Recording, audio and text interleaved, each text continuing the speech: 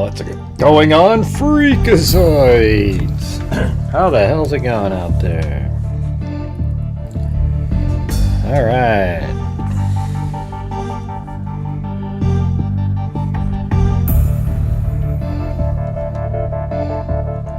Gotta make this better, I guess. Alright, there we go. Hard to know if it's going to be a great show. It's hard to know. Hard to know.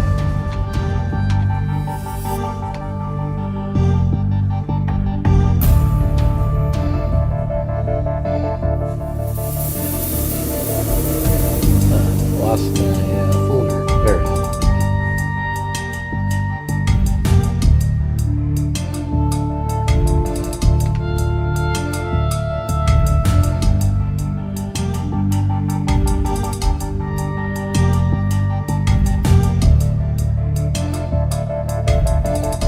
I think I thought it was Sunday because I took my mom, dad out today. So I had to fix the title. Lisa let me know that it said Sunday on there. All right. Well, here we go. They're trying for another show tonight.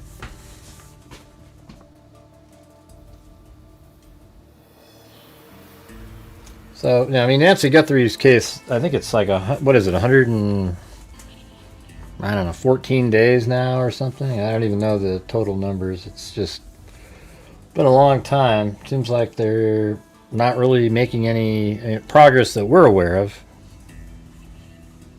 And it's, didn't you find it insane that everybody was making a big deal about bones found 7 miles away in some sort of, it's like, man, that's when you know there's just so little information. And they try to turn it into something really big, you know? I think it'd be cool to do genealogy on it. It sounds like it's some ancient DNA, you know, maybe a Native American or something like that. But it's just insane to me. It's 6 miles away. What are the odds that that would be her? I mean, it's just, if it was in a block or two, I might go, you know, well, that's a little weird.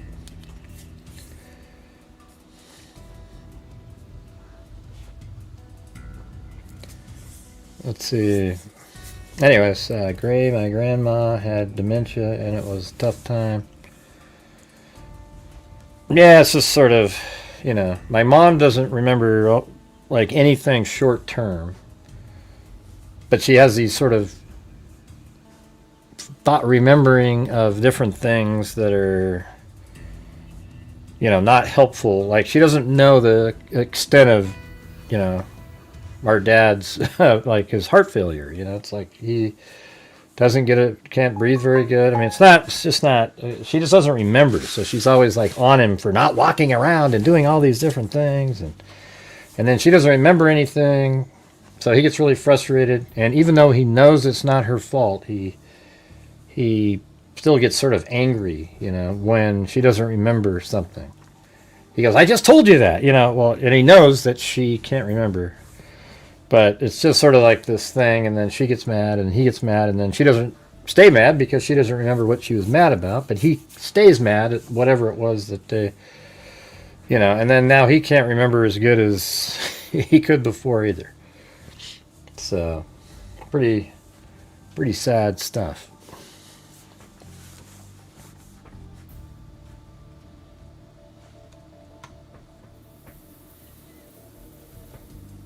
And then my dad, like today, told the same story twice in like 10 minutes. So I was like, you know, he's done stuff like that before too.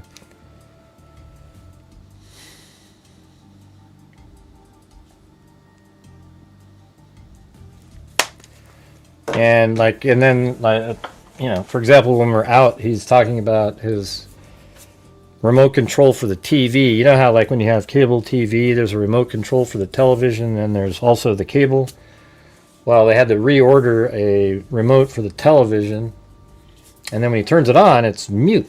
It's got that little mute symbol up there, and he was like, look at it, it's there, you can't get, you know, and I don't know how many days it's been sitting there with just, it's mute. So I grabbed the controller, and it's on the side. There's a little button that you do that with. It's kind of a stupid place to put the mute button. You'd think it would be on the front at the top or something, but it was on the side. You could just grab it and accidentally hit it, you know. So we got that working and stuff, but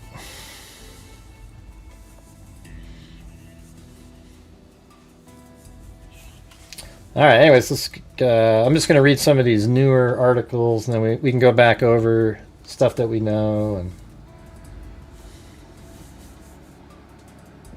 I think I have most of it by memory.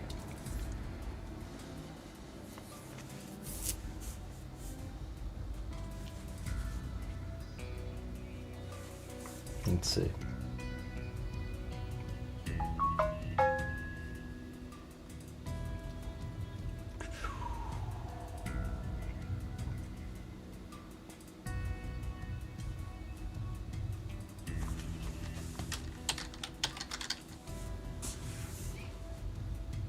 Now there it is. Yeah, so we'll always have that right there. Yeah, it is kind of tough because you end up sort of being like you're the parent. You know, you shift roles. You know, we can't allow them to drive anymore. We can't, you know, there's different things we can't allow them to do. You know, they're like 88 and 89 years old, and they really shouldn't be driving at all.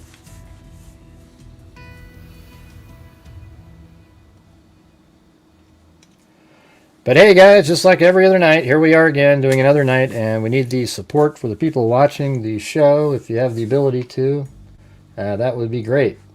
Thank you. We just trying to keep things rolling along here.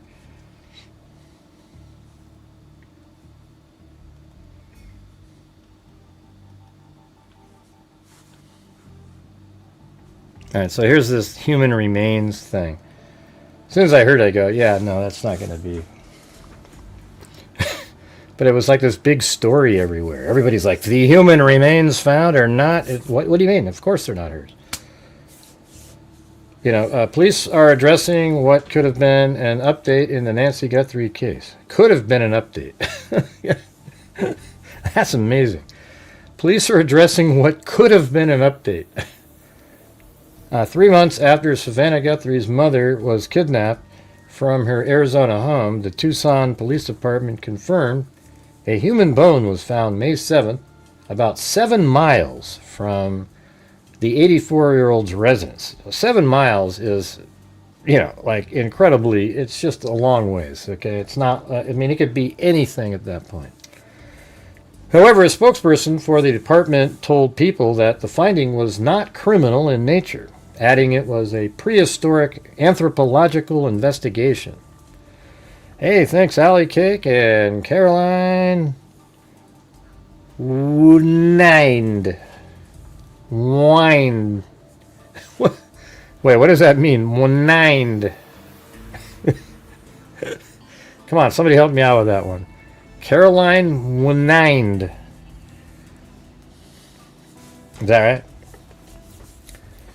And by the way, everybody type in where you're from. Everybody likes to do that on other channels. So why don't you, let's get see if we can get like a wide range of, see where people are at. We got some, I know, East Coast people in here. I'm Oregon myself. And it's Oregon, okay? Not Argon. It's not, Oregon. It's Oregon, just like that. Oregon.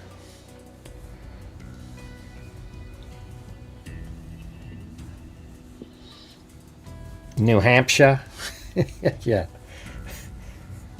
Queensland. Look at that. We got some more Aussies in here. New Hampshire, Upper Midwest, Hell, Michigan, Rochester, Washington, Queensland, Oregon. That's right. That's how you say it. Oregon. More like Oregon. Like, I would more put like people say Oregon. I guess you can say it like that. I say Oregon. More like almost between an I and an O. Montreal. We got Knoxville, Tennessee. Mississippi. South Georgia. Nice. It's all over the place. I think I live in the wrong part of the country for crime. He says before the next day there's something big that happens. Queensland, Australia. Do you really live there, Basby? Come on, you don't live over there. I thought you were here. Huh? Northern Virginia. Mississippi. Oh yeah, Mississippi. You don't say the Mississippi. Mississippi. Remember, I thought it was so cool to know how to spell that. Every time we had this one spelling, we'd have this spelling contest when I was in 3rd grade. And I only remembered that one, Los Angeles, and that's about it. And it's like I just never wanted to learn any other word, you know. The teacher must have been going, man, what the hell are you doing? Is that the only word that... Oh, man. It's crazy. Your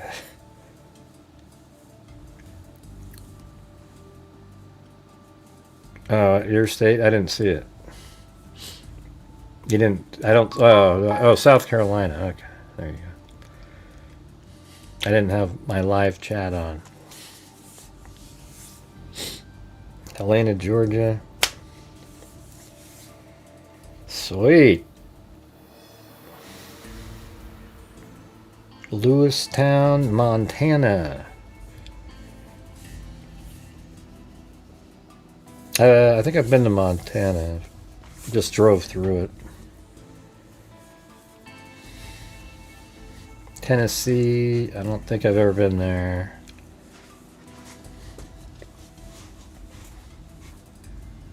Anyways, all right, let's go.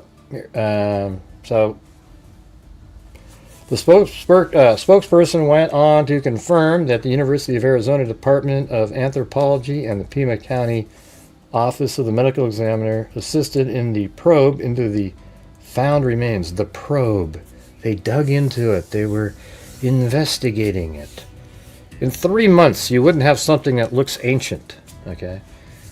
Leading up to her April, let's see, while the investigation into Nancy's disappearance continues into its 4th month, Savannah has been balancing updates in the case. Now, hasn't she gone off the set quickly a couple times already now? It seems like there was another report recently where she was on set and then had to leave really fast. I wonder what that's all about. Leading up to the April 6th return, the news anchor, whose sibling Cameron Guthrie and Annie Guthrie have also spoken out amid their mother's kidnapping, admitting her family has been in agony since her mother was abducted from her home in the middle of the night, February 1st. It's unbearable, Savannah told colleague Hoda Kodab, or I don't know how to pronounce that, in a March 25 interview, and to think that what she went through. And while 54-year-old who shares 2 kids with husband Michael Friedman noted she will not hide amid the ongoing search for her mother. I wake up every night in the middle of the night, every night, Savannah shared, and the darkness, I imagine her terror. Yeah, that's the worst part on cases like this. Even if you have their body, like that'll be something that she'll never not think about. Yeah, so let's say they find Nancy Guthrie's body tomorrow, and then they have a ceremony and all that, and then they find out who did it, and they have a trial and do all that kind of stuff. It's just like in the Delphi case. I guarantee you that Kelsey and, they probably try to avoid thinking about it too much, but they probably think about what it was like for the person that they loved during the attack and what was going on. Like Abby and Libby, the whole walk from the end of the bridge down below, forced across the creek, and then being alive on the other side, and then having to undress or whatever, and just absolute terror the whole time. And then one of them sees the other one get killed, And then the other one, you know, gets killed too after that. I mean, it's just sick, right? And then it's the same thing with, you know, Nancy here. She's sitting there, you know, she's asleep basically. Somebody comes in, wakes her up, and it's just sheer terror. They know exactly what time that is because it'll show up on the heart monitor. And she's just freaking out. And they get her up and then they go out the front door and, you know, maybe they, you know, she bumped her head into something or they hit her in the nose or whatever. It's just, we don't know what caused the sort of minor bleeding that was happening. And then she just disappeared into that good night.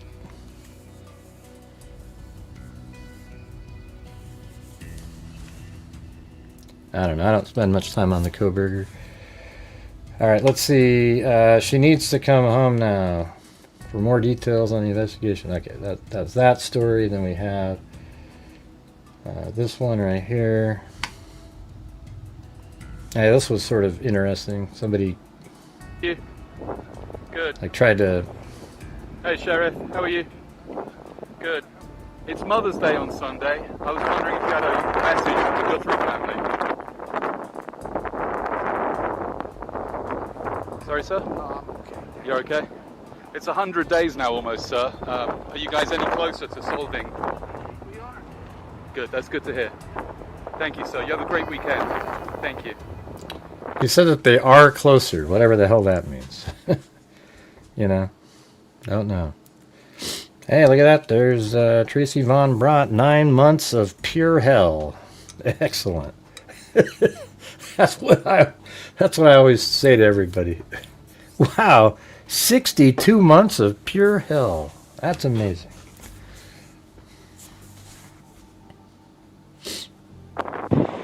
And then that's his car? Like, that's ridiculous. What is that thing? Isn't that like a... I don't know. I mean, that's somebody that's like little man syndrome. Thank you, sir. You have a great weekend. Thank you.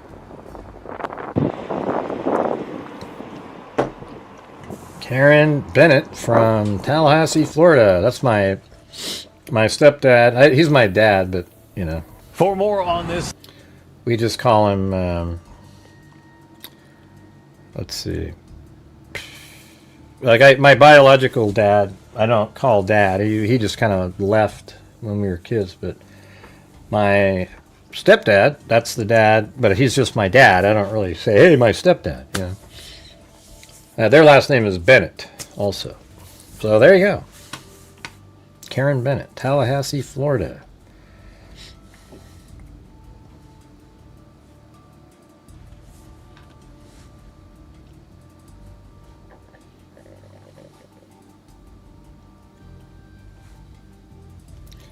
All right. I'm going to move on to the next one. Okay, this is also from today. Pima County, Arizona Sheriff Chris Nanos on Saturday confirmed that there's been progress, I guess that's that clip, in the search for Nancy Guthrie's mother. Let's see, Nancy Guthrie, mother of NBC's Today Show co-host Savannah Guthrie. Fox News reporters approached Nanos while he was outside his department. Nanos did not answer questions about an update to the case, but when asked if they were close to solving the case, Nanos replied, "We are." Nah, that's not exactly what. That's not. Let's go back. Let's go look at the tape here. Hold on a second.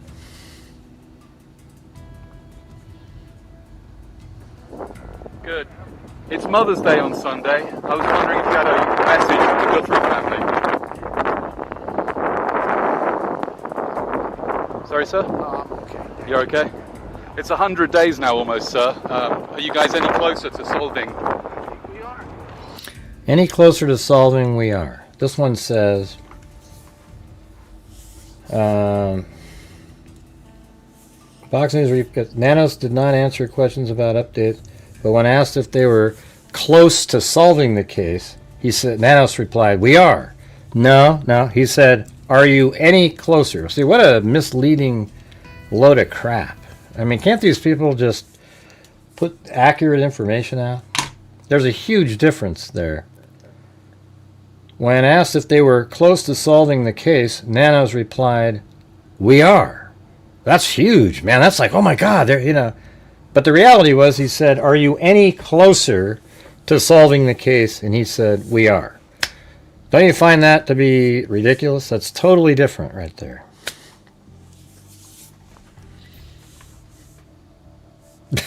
That's insane, man. How do people get away with that? It's just unbelievable. Not sure if you guys even were paying attention there, but again, not one follow-up comment, nothing related to.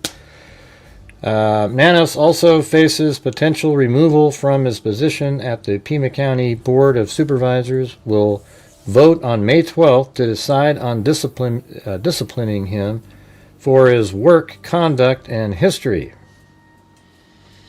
The Tucson-based news outlet 13 News reported, "There are significant deficiencies in his response that I believe are so problematic that they put him at risk for removal," Supervisor Matt Hines told Arizona Luminaria about a report Nanos filed to the board, which Hines said did not meet statutory requirements.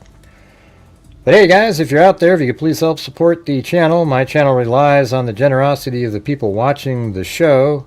We try to reach goals every single night. We're at 1/10 of the goal currently. And that's how we're able to. My channel's donated $295,000 since January of 2020. And we use ad revenue, super chats, everything that comes in. And we try to, something, I think it's right around like 30% of the gross income before even being taxed, we send it in. So if you guys have the ability to, that would be fantastic. We could use a challenge or two. We didn't have any challenges yesterday, so it'd be nice.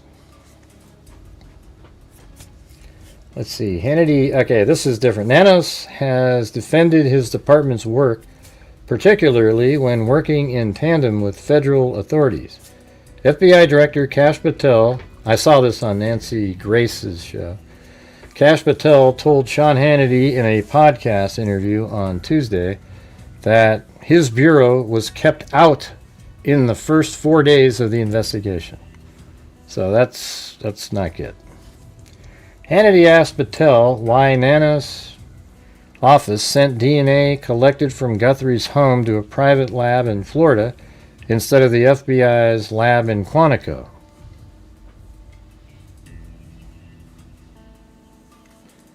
Patel replied that it was a state and local matter, so it's their call. And what we do is continue to offer support, Patel said. We would have analyzed it within days and maybe gotten better information or more information. Our lab's just better than any other lab out there, and we didn't get the chance to do that. So I understand everybody's frustration. Nanos defended his department's action, saying in a statement responding to Patel's interview that the FBI was promptly notified by both our department and the Guthrie family. While the FBI director was not on the scene, coordination with Bureau began without delay, he said. Decisions regarding evidence processing were made on the scene based on operational needs. The laboratory utilized by the Pima County Sheriff's Department and the FBI laboratory in Quantico have been in close partnership from the outset and continue to collaborate. Now, it just seems like, some of the stuff that they didn't collect, like they didn't collect the rug, the carp, the little rug, I guess, outside. Doormat, I guess is the better term.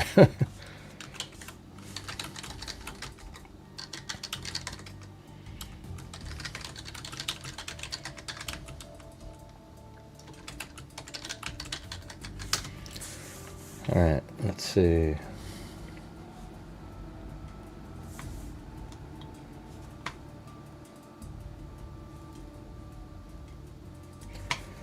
Yeah, so really that's kind of the, you know, I mean, that's, there's almost no information out there.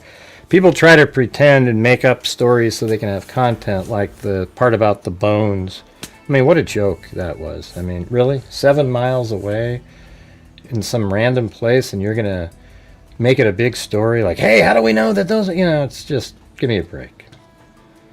It must have been obvious from the beginning. If they're ancient bones, they're probably dark, you know, like completely, you know, no tissue whatsoever, just completely skeletonized, you know. Thanks, Alley Cake.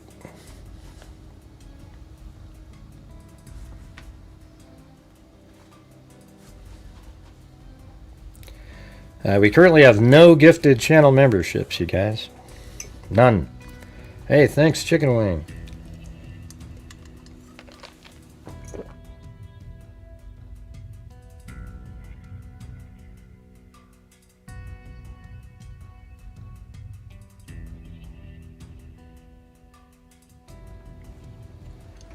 All right.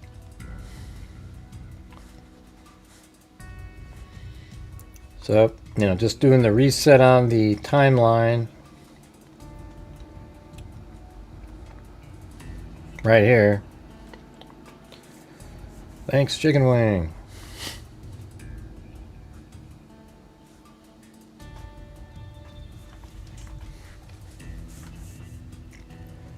Says on January 31st, 2026 at, you know, we remember that 5:32, you know, she's at her house right here, and then she gets an Uber driver and they pick her up, and then from there she heads on over to her daughter's house right here where Annie and Tommaso live. Then they hung out there for a while.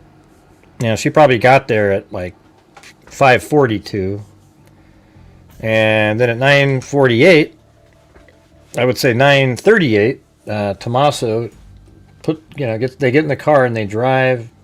You know, Tommaso and I would think Nancy get in the car, and he drives her all the way home, and then he gets her at 9:48, and they must have digital confirmation that this garage door opened at 9:48.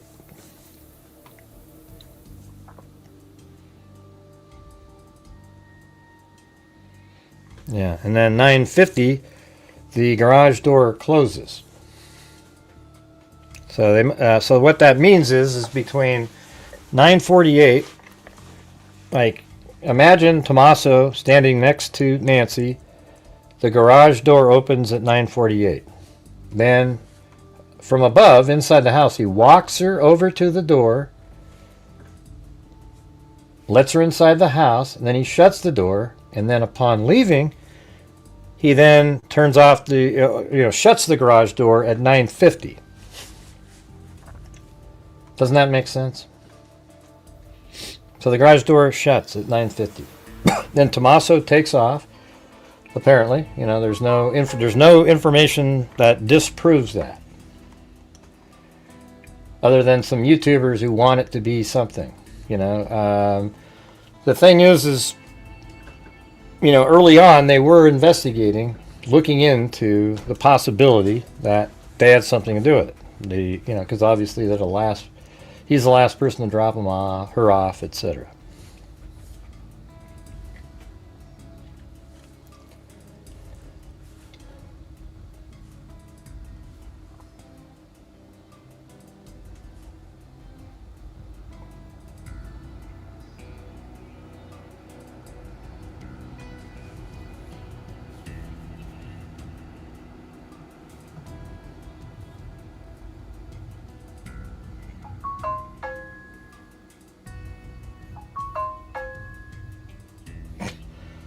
Jesus. I keep having this person emailing me about the scholarship, our scholarship fund. You know, nobody gets, there's nobody, if you're a freak, you don't have a better chance of winning one of the scholarships. Okay? In fact, if we know that you're somebody that's trying to benefit by being a freak to get one of the scholarships, you probably won't have a chance. right? What we do is if you have a kid or somebody and they apply just naturally and they get picked, then great. But so we have a scholarship fund for for people that want to be in forensics, and we give out 3 $2,000 scholarships. I don't know, sometimes, twice a year, so that's $12,000. But again, that only happens when you guys are supporting the channel. So thank you, Anderson Croydon and Alley Cake. At least my channel actually makes a difference outside of YouTube. Okay? So if you like that element, please consider supporting the channel. We could use some gifted memberships. We've had no challenges. We've only got one gifted membership. Let's see if we can do better than that.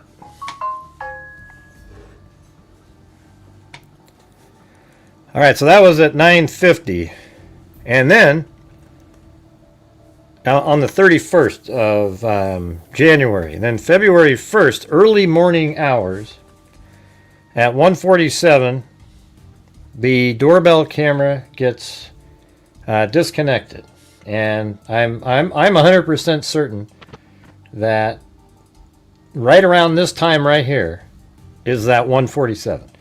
In fact, I wouldn't be surprised if right after this, for example, it might be why this goes dark. I mean, it goes boom, and maybe somehow he took it off right then. I think he took it off right around the time of that video right there. And then at 2:12, software detects a person on camera. There's no video available because they had no subscription.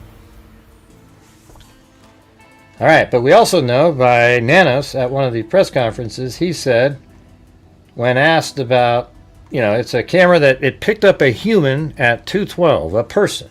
And he goes, could it be an animal? Sure. Okay, well, just him saying that means that the camera is outside, because nobody's subconscious would accidentally ask about or mention that it could have been an animal if it was an indoor camera.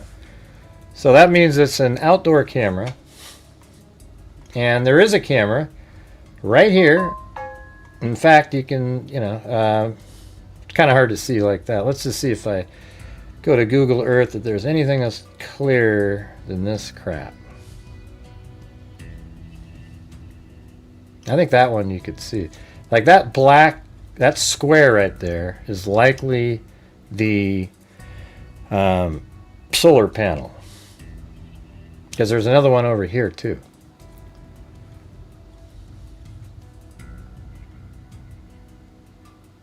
Yeah, there's nothing really clear on this. But I think that's what that is. That's the solar panel, and you can really see it over here.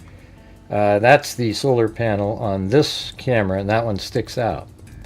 There is a camera right there. So there's two of them.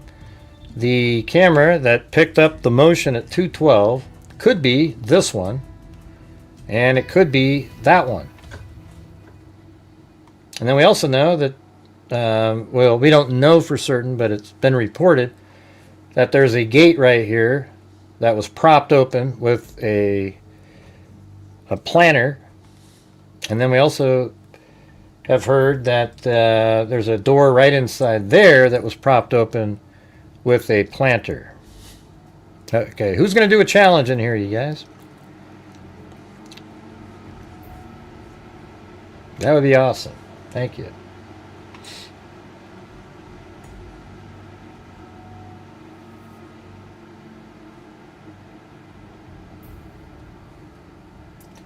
I got a coffee from Lisa.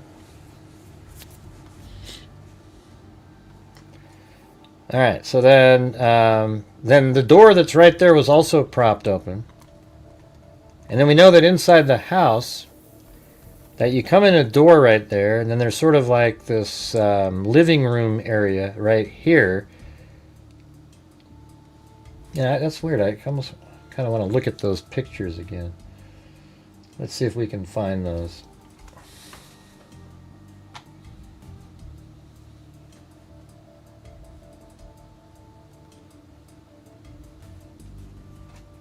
It's got to be in here.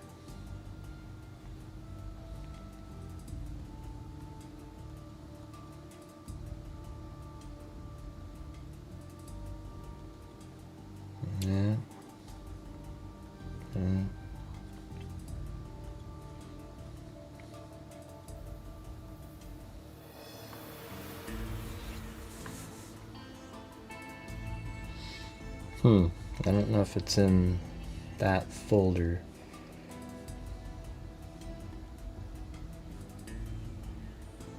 I'm trying to find the pictures that... Oh, there it is right there, I think.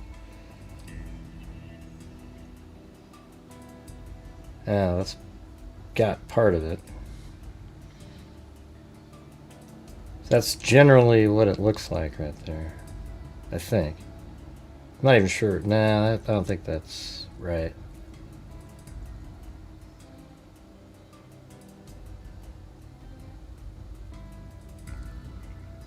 Oh, that's... I don't even know what I'm looking at. That's not correct right there.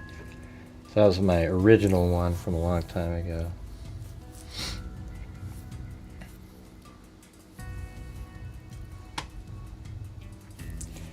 Let's see. Is it this one? No. 3D model. Yeah, I don't know. I'm trying to find those pictures that I had of inside the house. If you don't store them the right way. You know how you always store something and you think, oh yeah, this will be easy to find because I'll use this naming convention. And then when you really need it, it's like you can't find it.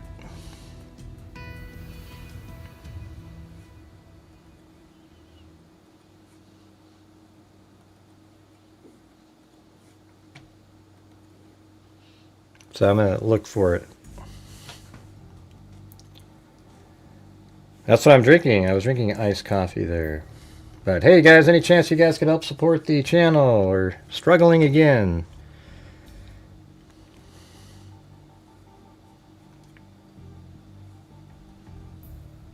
Hey, good evening, Chris O'Connell.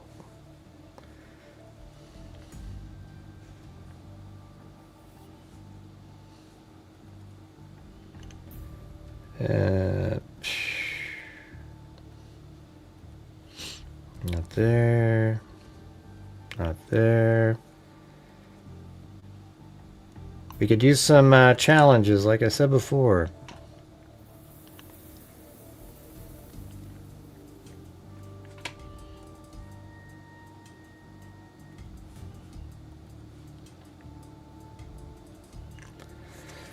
Wow, man, I'm not sure where I put these things. Oh, there they are. They're out on the main directory.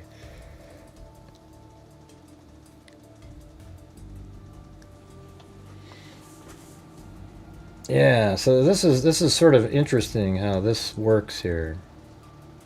This one's the living room. So what this works, if you haven't seen what we're doing right here.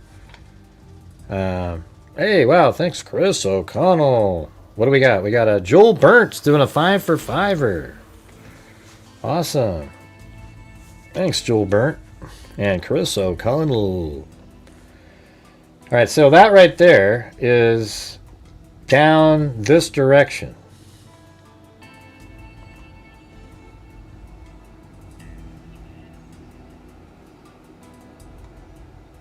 Excuse me, this way. That was why I got totally disoriented. So see this chimney right there? That's this chimney right there. Okay? So, if you look at it, it goes a little bit further, and then there's a window, and then see that little brick wall back there? That's actually this wall right here, seen through the window right there. See how cool that is when you... See, now you can just visualize what it looked like in there for that part of the house. See, there's a window here on the left. See that? Are you going to be part of it, Chicken Wing?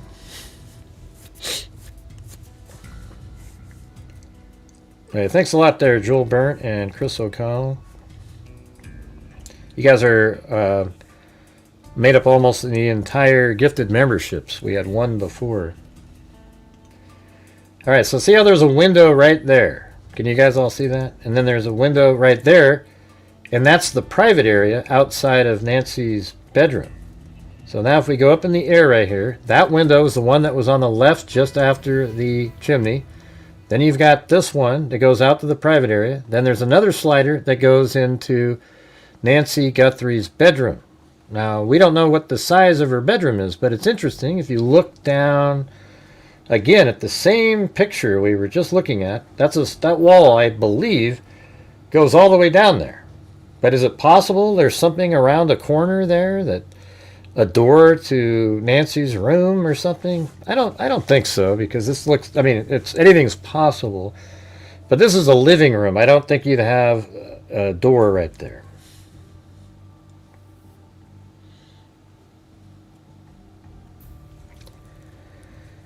And then this one right here, see, this one is also interesting because, you know, it could be that the end of that hallway, it's just so strange because this is underneath the undercovered area on the back, which is, I guess we're looking at it like this in this picture. So it's kind of like you're looking that way in that picture right there.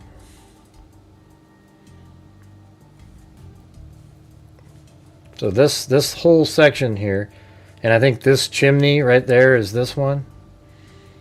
And then there's a window right underneath here, and then an undercovered area. And then notice how there's a brick wall in the back, and then it goes that way. So you can see the corner, and look at that. Boom, just like that. So that's what you're looking at in that picture. It's just like, well, where is that, you know? And then the only other picture we have is this one. And I have a folder with a bunch of other pictures. I just have to go find it. But see, this is interesting too. Because see, this is the table that they always play mahjong at, right? Did you send a coffee too, Tracy Von Bratt? I thought Lisa said that up there. Anyways, there's a door right there. And then just to the left of this is the garage door. Just to the left, there's a table. And where that is right here. So the garage door is right there. And then there's a table right here. Then there's a window. And that just goes to this little tiny little cubby area there. It's right there. And then I think right over here is a dining room table. Right in that spot. And then the kitchen is like right here. And then also goes around out to that door there. Because I have pictures of that too. Wasn't that interesting? Yeah, it's crazy. I wish I could quickly go find that. Let me see if I have the ability, if I do like a PSD file in here, and then maybe one will pop up. Oh, there it is. That worked perfectly. House overlay. Man, I actually named something what you would think it would be named. So look how different that is than that original one that I had up. See, this look is good here. Now let me see if I can go to the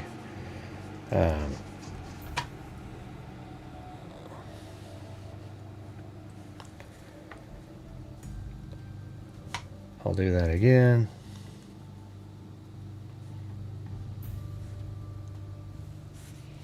Let's see where we're at. We are currently at 1/3 of the nightly goal, you guys. What does that mean, Slap? Gray, you should investigate car and CCTV. What the hell does that even mean? I have no idea, man. You're gonna have to help me out on that.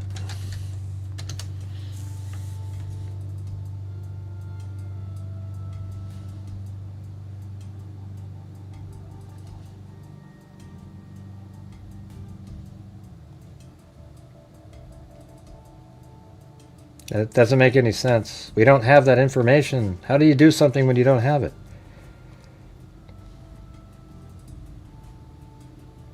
Yikes.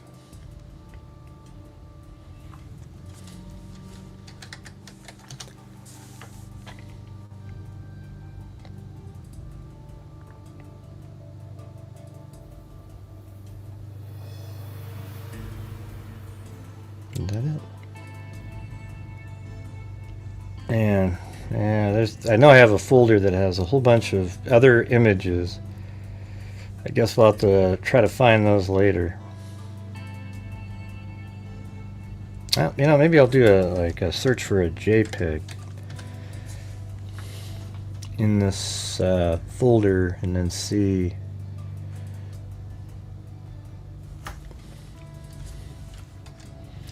But if you look, I did this overlay. There's people that have copied this technique out there. But you know, I've got the map overlay, and then I put the released diagram of the house, and then went around and put all the windows. And then we see this area right here. This is all good. I think there is a dining room table right there, and I think this is where the mahjong table is, and then a window. This is the garage door.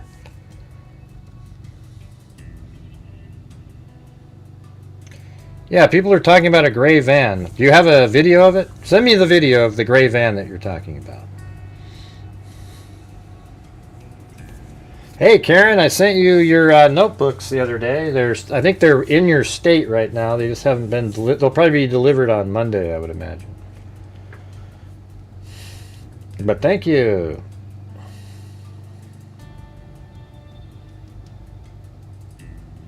Yeah, what do you mean? Yeah, 3D. Send me what video of the gray van are you talking about? I heard somebody mention that on a show today. Like, oh, the gray van. What gray van? Where? I haven't seen any surveillance. Has anybody seen surveillance of a gray van out there? Anybody? If you have, send it over.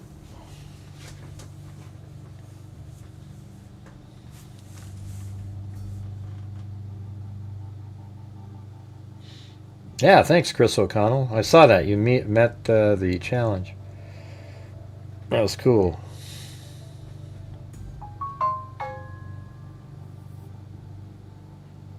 How do I do a 360 of Nan? Are you trolling me, Slap? Jesus, get out of here.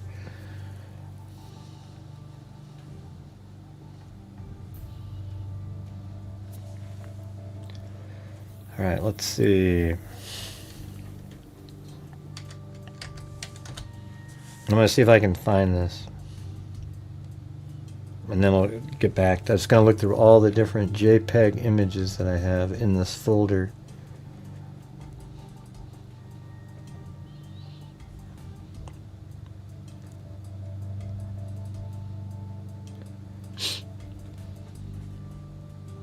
Is it that one?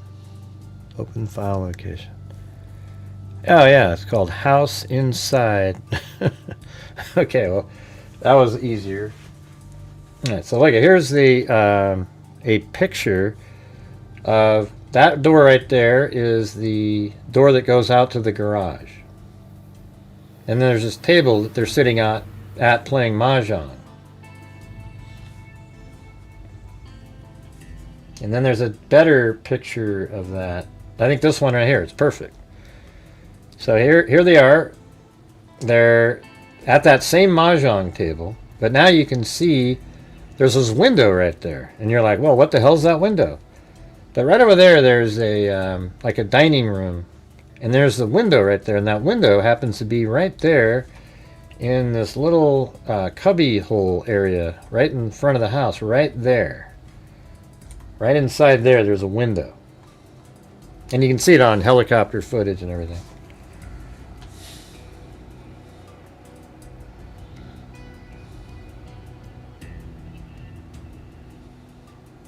Mm-hmm.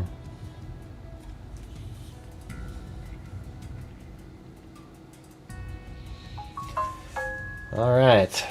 So the part that we don't have, I know there's little places in here I could fill in, but Nancy's bedroom, if you remember her photograph, the photograph of her room, I think I might have her standing in there.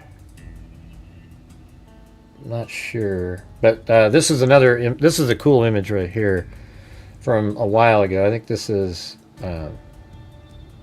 the two sisters here. And see that door? It's right there on the left. That's the door that was propped open by the kidnapper.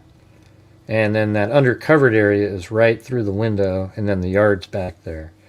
And that, what we're looking at right there is right here. If I flip this around, this is the door that you could see next to her. Hey, wow, look at that. Chris O'Connell said she'd do 5 memberships if 5 freaks send in memberships.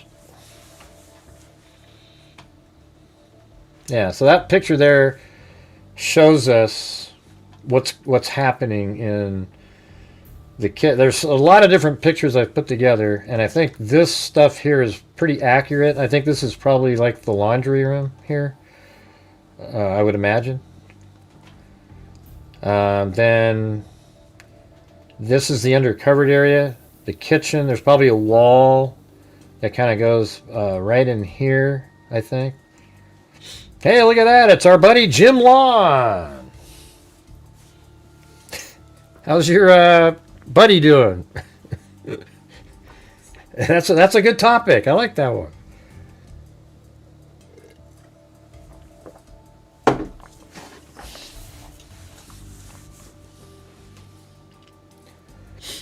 But only open the second link. The first link was a mistake. Okay.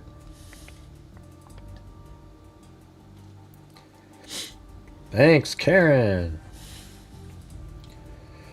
Whoa. You guys see that? That thing got tiny. Anyways, I find this kind of stuff interesting. I wish I had a floor plan of the house. We have everything is perfectly measured on the outside and different lengths of everything. So this is what the house kind of looks like. We're just missing some walls. Now we know that Nancy's bedroom is right here. And if you remember the picture of her in her bedroom, there's a window on the left, and then there's a little space after the window, and then the bed. Her bed is, it takes up part of where the window would be too. So her wall in her room is probably right there. So she was right here in the house when she was abducted, and then taken out this front door right there. And there's some droplets of blood right here, here, and then sort of down, and that's part of the path that you can see through there.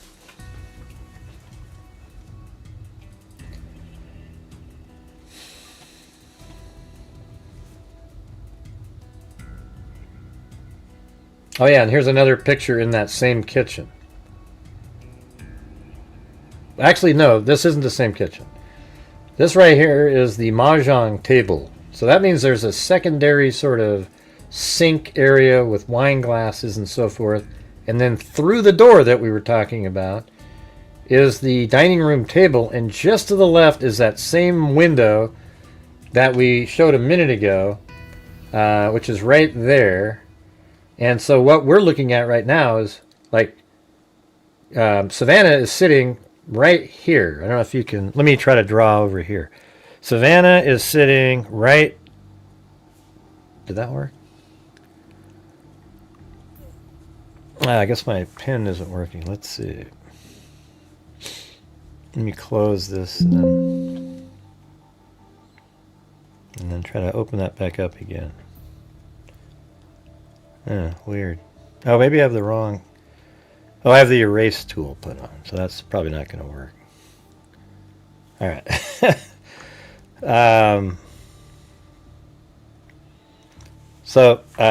Savannah is right here in this picture. In that picture we were just looking at. In this one. Yeah, so if you go back down to this one, she's right there. And then you're just seeing the dining room table there, and then apparently there's a wall, right in this area. But I want to be precise if I draw that in. All right, so we had a challenge up there. We have Jim Lawn, Karen, and Alley Cake, Michelle H, and I guess we need one more there. That would be awesome. To get the challenge of Chris O'Connell.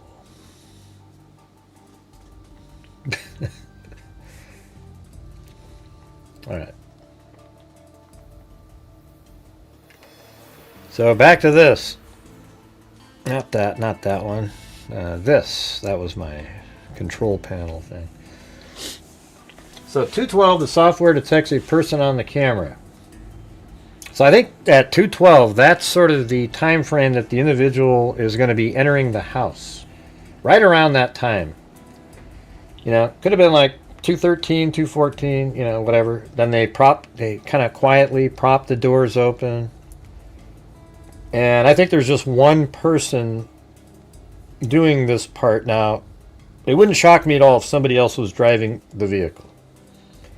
But it could also be he. So think about it like this. At 147, the doorbell camera disconnects. So we go to the front of the home. It disconnects. Then right when you disconnect it, you're going to wonder if law enforcement was somehow alerted. You know, did somebody get an alert and then call the cops? So you would walk away for a while. And I think maybe a car was parked right there. Don't know. Just a guess. Could be over here too. Don't know. And then they waited for like 20 minutes or so. So that would have been 47. And then at 207, they're kind of come back in the area. Now, they could have either driven the car back, now that they know that they've eliminated the possibility of the vehicle being filmed. 1, 2, 3, 4. I guess we only got 4 people. Thank you. Does a pull on what? Right, so then, so 147, he disconnects the camera. The only reason, in my opinion, and the only one that makes sense, for him removing the camera at the front door was because he knew that a vehicle was going to be parked right there and could clearly be seen through that camera, or at least would be driving by. Even if he parked over here, that camera would have seen it. So they know the car is going to be over here, so they remove the camera. So after removing the camera, they wait 20 minutes to make sure no cops show up. When no cops show up, they pull the car into here, feeling comfortable now that there's no camera filming their vehicle. Then they get out of the car and they walk around, and 5-6 minutes later, they come over the wall, maybe in the back here. Who knows? But either way, at 2:12 is when they're setting off a camera in the backyard. And then not long after that, they prop open the gate over here. They prop open a door. Then they go, you know, probably did it really quietly. You know, she can't hear. They wouldn't, I don't know if they would know that. If they knew that she couldn't hear, then there's somebody that's really close to her. So they go into the house and, you know, confront Nancy over here somewhere. And then we don't know how long that portion took while they're in here. And then she gets moved towards the front door. Apparently there's drops of blood. Ashley Banfield said, her source said that there's drops of blood inside the door. And then we know that there's blood outside the door. And then we also know that her pacemaker stopped connecting to, it says pacemaker app shows it disconnects from the phone. So she has an app.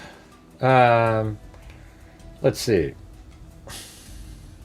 So I guess, you know, she probably has an app on her phone that connects to the pacemaker machine, sort of the base unit in the home. And well, I guess what it would be is she has a cell phone in the home. She has a pacemaker machine in the house, and then she has her own pacemaker. The moment her pacemaker that she has inside of her body gets too far away from the machine that, you know, inside the house that's recording everything, then the app on the phone likely recorded that her pacemaker disconnected. And that's anywhere between 10 and 30 feet. So if we go to Nancy Guthrie's bedroom over here, and we get a circle here, and let's just, I think her bed was like right, well, let's make sure here.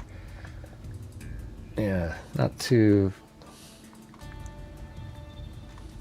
okay, so not too far off the middle there. So like right here would be her bed, let's say. And then 30 feet is like this.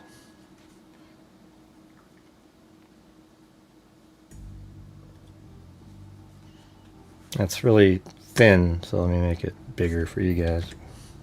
See that? That's like a 30, you know, so you can see inside the home it's still connected, but then maybe right by the door it starts, it disconnects from the unit in the home. That's the far range. 30 feet right there. That's from right here, you know. And I would imagine her pacemaker machine, let me go look at that. Let's see, Nancy Guthrie filmed inside house.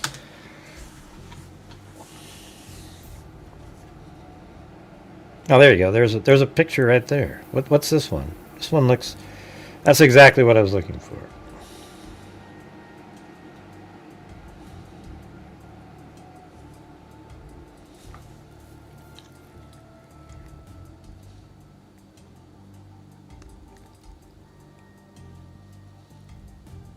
I'll just save it out here.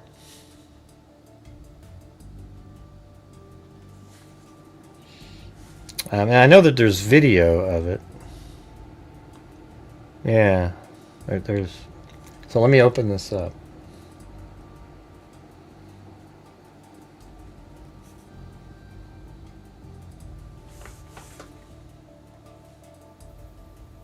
I just saved it. Nancy got working on the outhouse inside.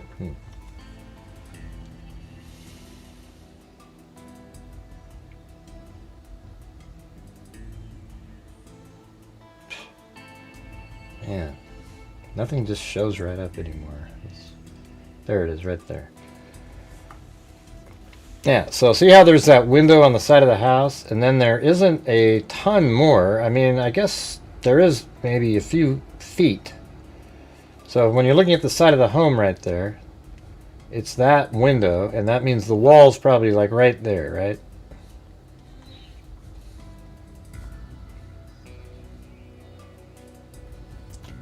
And then the bed is 3 or 4 feet over, and you know, I would imagine that the pacemaker machine might be right over here. It could even be that black item right there. Could be a clock too. But you know, maybe there's also another side of the bed. But obviously the door to enter the bedroom is probably over to the right, and maybe, do you guys think it's against this wall to the right, or a wall to the right of, in, you know, the right wall that you can't see over there?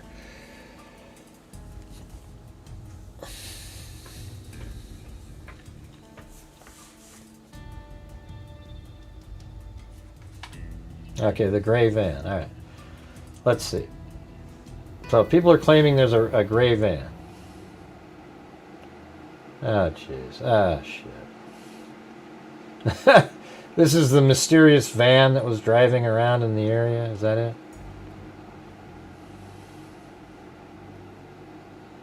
Ah, it's always, look how shaky it is, too. What a joke. Okay. Van clip with screenshot of the guy. When was this? Hey, Lynn, when was the shot of the guy in the van? I mean, and what relevance does it have? Like, what would make people think it's something connected?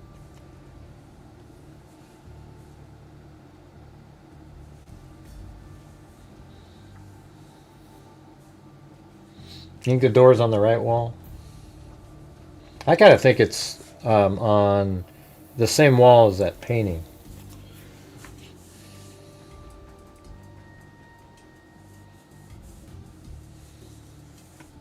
but it might not be.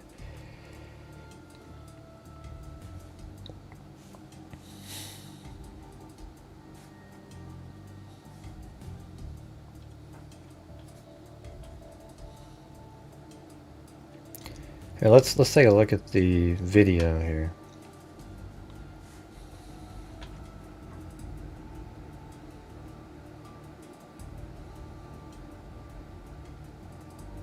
Oh yeah, keep panning out. Oh shit.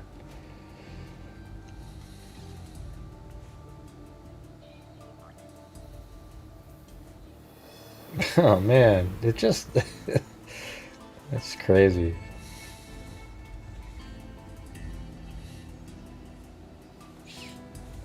Thank you, Chris O'Connell.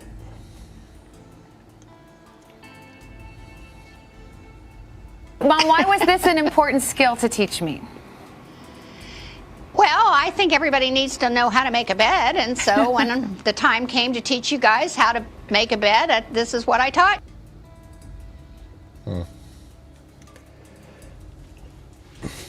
Yeah, so, I mean, I don't know if that's the pacemaker machine right there. I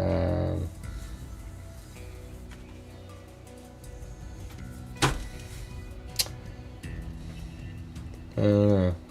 Yeah, it's crazy. So that would be right inside there, and if we go back to here, see, I mean, I guess I could put a wall in there, right? So I could go do something like,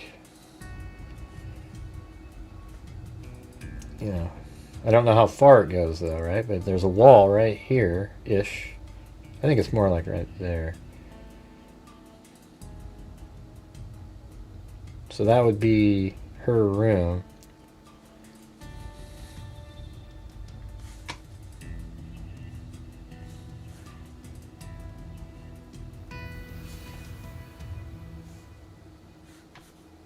Pretty much like right there, like that. It might be even a little bit bigger than that. But you would also think her bathroom, she must have a master bathroom. I think that's what this is over here. So I bet if I put that wall back a little bit further than that, I think it's probably like right here.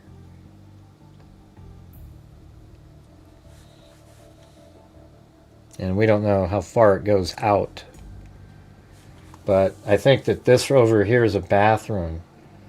So maybe there's a door, like you were saying a minute ago. Was that Joel? Maybe the door is right over here, and then there's a door here that goes into the master bathroom. And then there's another bedroom, perhaps, like right in this spot.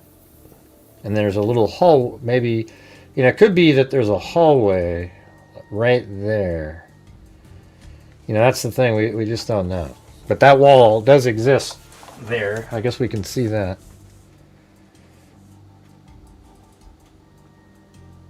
Oh, you can send me a picture of one. Okay, but is it the one?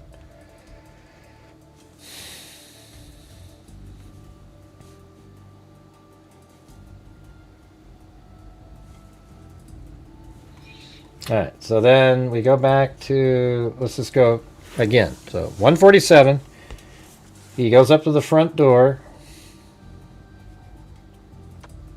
and he's messing around, and then he removes the camera from the front door. Then he leaves for a little bit, and he either comes back with the car at around 207, or he goes back to the house, you know, who knows, 210 or something, and there's a vehicle out there, and he has a walkie-talkie. And once he's ready to take Nancy out of the home, he radios the person and they pull up into the driveway. That's absolutely doable, and it might explain the walkie-talkie looking item that's in his pocket. But after the, you know, so he's coming back, and he's back there at like 207 or so. Then he goes over the wall, props open this door, props open the door right in there with pots. And I think that was just for escape, you know, a quick escape route if somebody happened to show up. And then he goes into the room of Nancy, and eventually gets her out of there. Maybe radios the other guy to pull up the car, or there's already a car sitting there. This is something that one person could do. And it wouldn't even be that difficult. The only difficult part is, like, once you get her into the car, how are you... oh, sorry, I've got your your thing on the screen the whole time. Sorry about that. Oh, God. Look in the windows and see any reflections. Oh, boy. Come on, Lynn.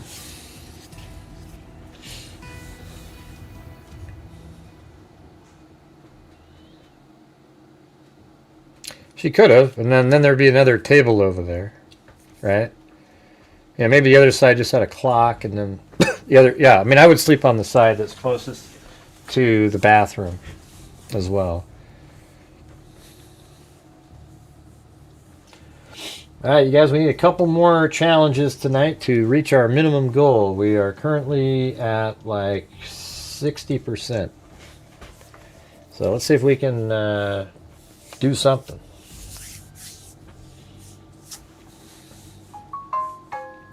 I know, it's in the video. It's like, who are these people? Why is there a picture of a van, Lynn? What is this van that people are talking about? How is it connected? When was it filmed? You know, all these different things. What is it? It's crazy to me. I mean, people just invent stories like, "Oh my God, this van, it's something."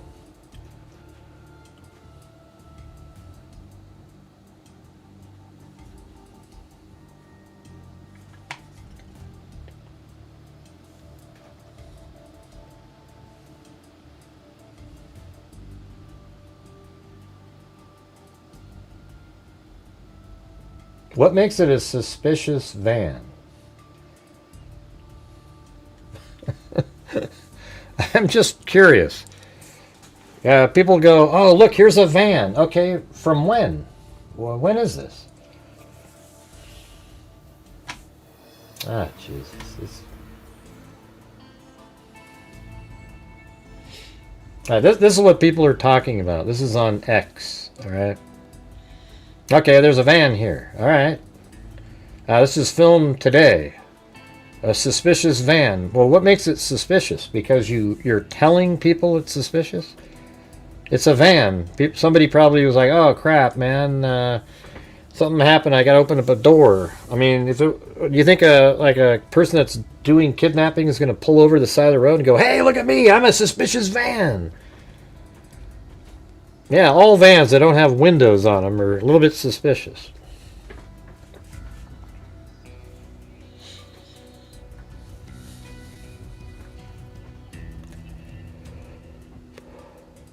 Hey, I've got some lines for you guys. Next time you guys go out to eat, though, right? You say to what was the three thing? I've told you guys some of these before, but if somebody says, "Hey," you know, when you go to like Nordstrom's or something, or a store, and they go, "Can I help you today?" Or say, "Or what?" And see what happens. All right? Or, well, not today, but maybe tomorrow. I want you guys to all do these answers to these people out there. And then somebody says, "Hey, would you like some fresh ground pepper?" "No, I'd like day old if you've got it. Thank you very much." Hey, somebody walks up to you and goes, "Hey, how you doing today?" And literally stop them and tell them everything about yourself. We'll see how good that works for you. Hey, thanks, Tina G up there. Thank you very much.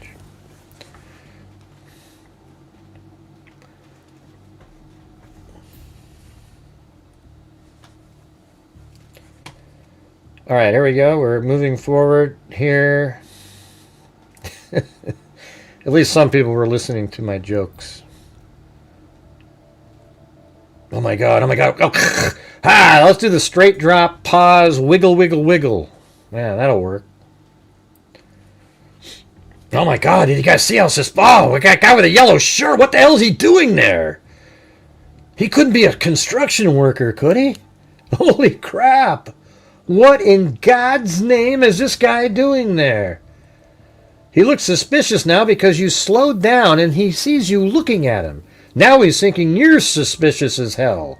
And of course now he looks suspicious to you because he thought you were suspicious because you slowed down. Oh yeah, yes guys. Breaking news, everybody. Breaking news. Oh, Jesus. Let's make 1,700 videos on a van on the side of the road. That's when you know you've run out of material.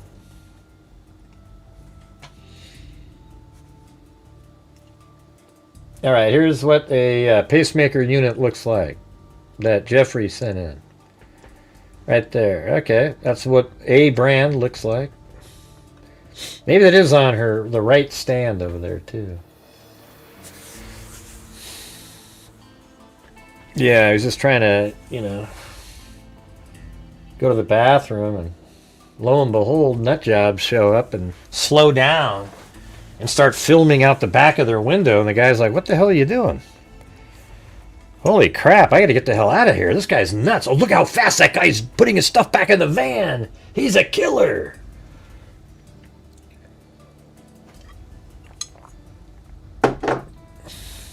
Yeah, and he's got, like, the lunch pail and everything. Yeah. It's incredibly suspicious, though, you guys. He's back hard at work in the area, waiting to find his next victim. You just never know.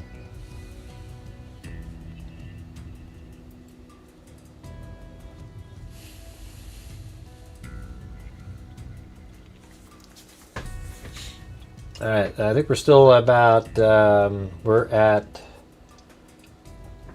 just at like 66% of the goal, you guys. We need about 23 more memberships to get to the minimum goal. So somehow, some way throughout the show, if we can do that, that'd be great. All right, so then at 2:28, the pacemaker stops, isn't connected anymore, and that's right around the time that she's probably being removed from the home. It's possible that she was like 35 feet away for 5 or 6 minutes and, kind of held by the front door. Who the hell knows why he would do that, but, if she wasn't connected and then never connected again after that. But I think it's really like that's the time she was being removed, and her pacemaker never got close enough ever again to the unit to ever record again. Now they know exactly when she was confronted because her heart rate probably shot out the roof. So it's probably, let's just say 217 or something. Her pacemaker machine went wild. It went crazy. Let's see. As you order and they ask if they can have your name, ask them if they don't like their own name. You mean like you go somewhere and they go, can I take your name down? What, you don't like your own name? Yeah, that'd be pretty good. Yeah. Hey, thanks, Jeffrey Siddall. Well, there's one of the 23. All right, we need 22 more of those. Good evening, Mary Ann Nolan.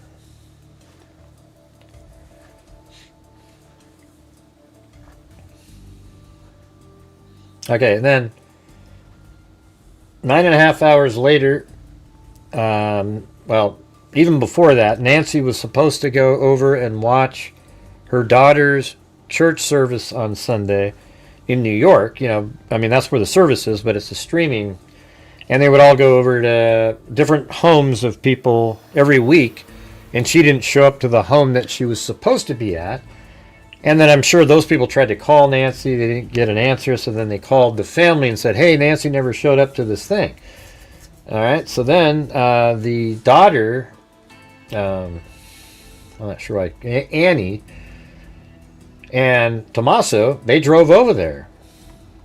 And they showed up at the home at 11:56, and then it was so concerning to them that just 7 minutes later they're already calling 911.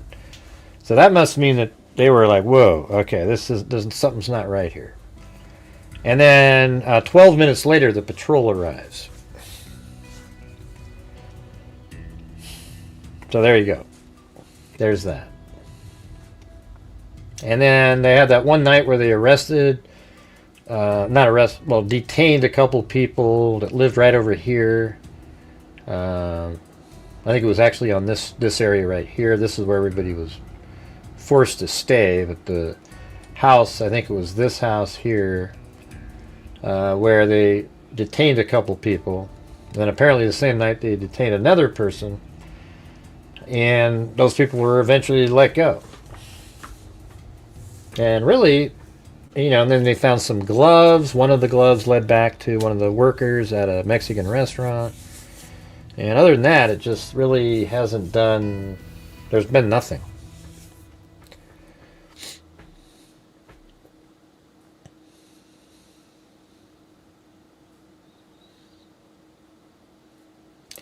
What did the Lee family name their premature baby?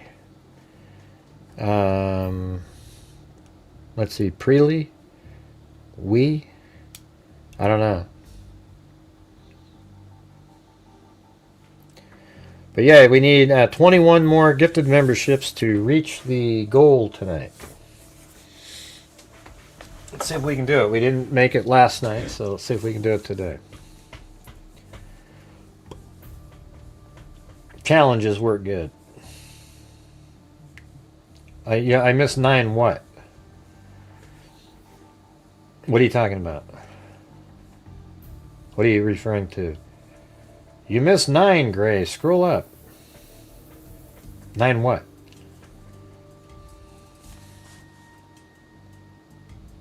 I see 1 from Jeffrey, 1 from Chris O'Connell. Oh, Minnie Lee? What was the joke? The answer, I mean. Joel. Where's the answer, Joel? Come on, where is it? I don't know, man. What do you mean, Gray, her joke? What do you mean?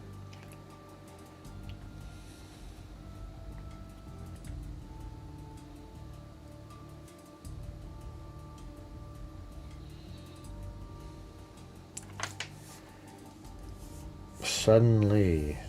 Earl. What did the Lee family name their premature baby? That's pretty good. I mean, I don't know. Are you just saying Earl because it's just a regular name and there's no joke to it? That's the joke?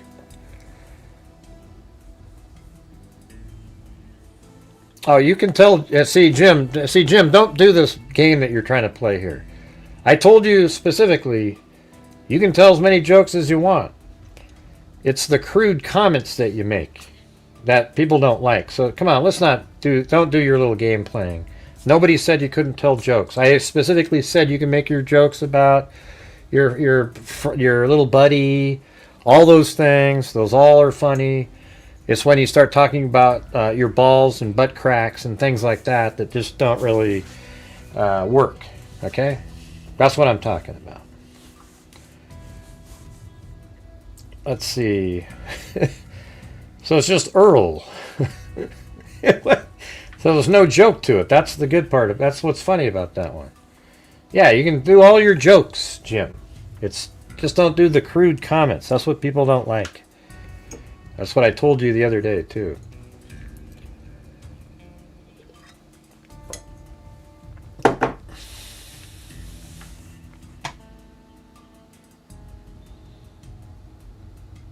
Earl Lee Gray? I don't even know what that means, man. I don't know what you're talking about. I don't want to spend time trying to get the jokes. What did the Lee... Oh, I see. Oh, early. Okay. I think it would have been more funny if you just said, like, what did this so-and-so call somebody? And you go, Steve. And the joke is that everybody was looking to try to have the answer to something. I get what you're saying. I get it. I get what it means. Early. Yeah, I get it now. Yeah. Like Earl Lee. Oh, early. Oh, I get it. Like that. Yeah, like that.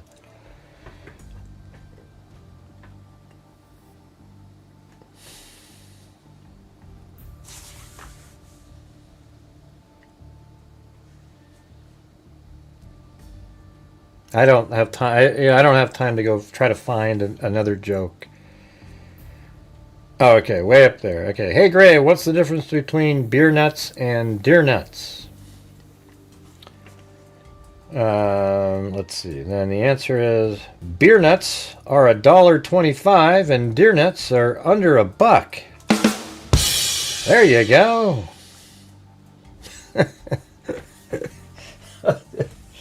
You guys are crazy people.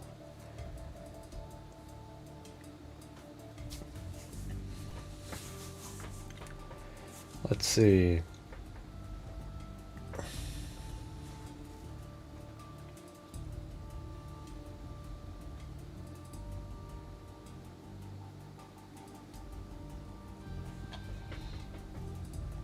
And let's see.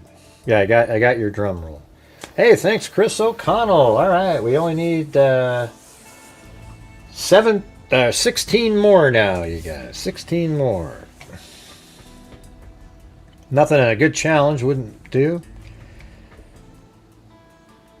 And you're still laughing, Karen? I don't believe you, man. I don't believe you. Yeah, I don't believe... Karen says she's still laughing at Mary's jokes. Like, she's literally in the background just going, ah! Ah! If you're still back there laughing at this point, whew, man, you've got a mental issue. You know, like the people that say, rolling on the ROFLA, you know, that kind of shit. You know, I guess I have to bust out my thumb joke. You know, when people always say, hey, everybody, man, I went to the store today and this baby crapped on my face, ROLFMA, or whatever. Really? So a baby shit on your face and you're laughing. You're literally, like, rolling on the floor. You know, probably got more on you now because you're rolling around. You're rolling on the floor laughing, and your ass literally fell off. I mean, that is incredible. All right? That doesn't make any sense. Whew. Wow. Unreal. Pamphlet, brochure.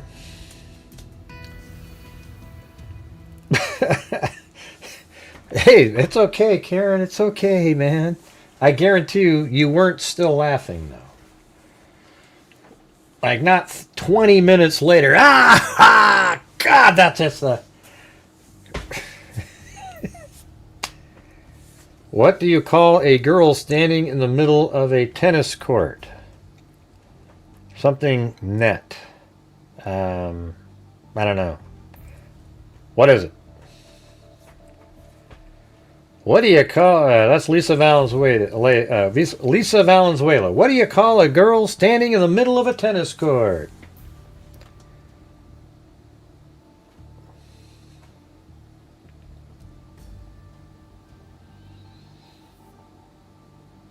Yeah. And this is what I've said in here a million times. When somebody tells you a story and they go like this. Hey, man, I was trying to put a door hinge up, and I took a hammer out and I hit my thumb, and my thumb split open. ROLAFM, rolling on the floor, laughing. And I'm like, I'm going to tell you this right now. If I ever see somebody smash their thumb with a hammer and they're rolling on the floor laughing, I'm going to call a psych ward immediately. Okay, there's no phone call. There's no 911 to the ambulance. They're going to come right over with a straight jacket right away. Okay? Thank you.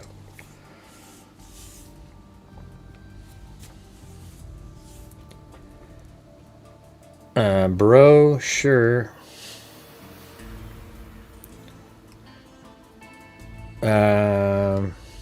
You can if you want to, Karen. Yeah, that'd be good. Thanks.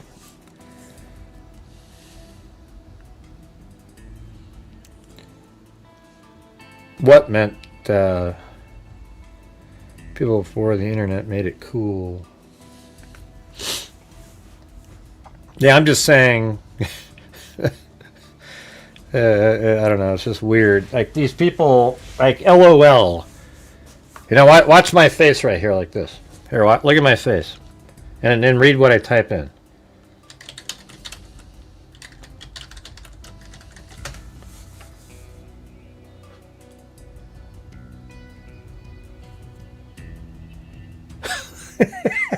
See, I wasn't laughing. You see what I'm saying? It's like people type in LOL like it's a period on a sentence these days. And they're not even laughing at all. I mean, come on.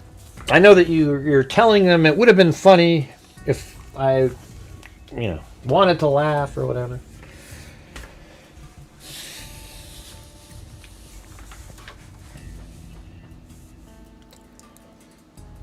All right. Well, anyways, I guess that's where we're at in the case.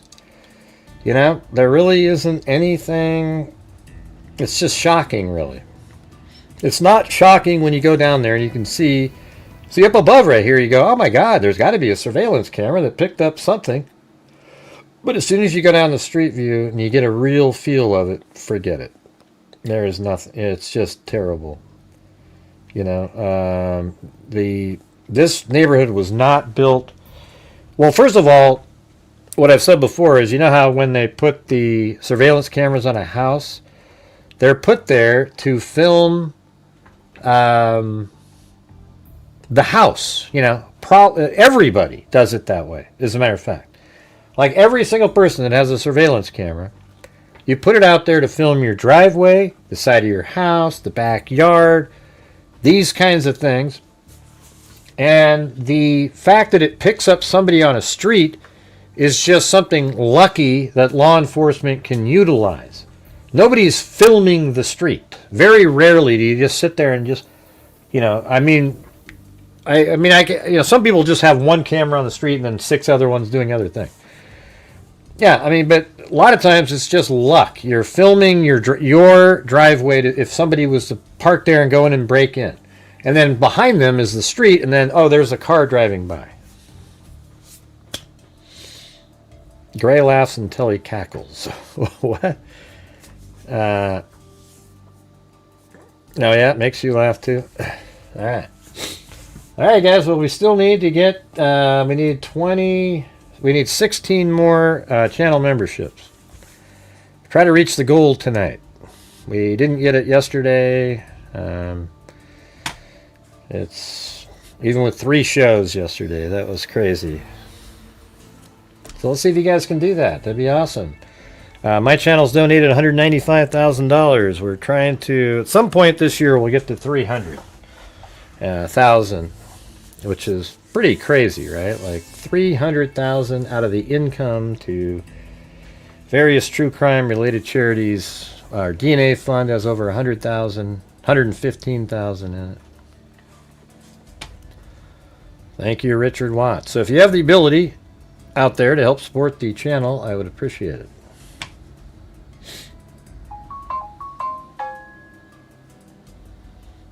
Yeah, but it's just terrible. Really bad circumstances. I think law enforcement has, for example, I think this next house over here has a camera, but none of them are great. So if the car happened to come in this way, you see how it's already cut off a little bit there, and then if you go over there, so if that was a camera right here, it's possible it picked up part of the vehicle as it drove by. I think they know something. Like they've seen vehicles through the tree. They just can't make out exactly what kind it is. They see where it goes, and then they don't see it anymore. And that's why they thought maybe originally it stayed in the neighborhood. Hey, look at that. We got a challenge up there by Chris O'Connell again. It's another 5 for 5er. So 5 individuals donate 1 channel membership. She'll donate 5 all by herself. It's a great way to help support the channel. 2 for 1er on your side. And we're gifting memberships to other people. I think they discounted that vehicle, the Kia. I mean, it's just a nightmare, really. And let's say she went out this direction. It's the same way everywhere. They're all really far off the road, each house, and then there's always bushes and so forth that kind of block the view of the home to the street. It's crazy. Thank you, Alley Cake. All right, we need 4 more of those. And they found a glove over here with blood on it. Then they found another glove over in this area. But the blood wasn't hers, obviously.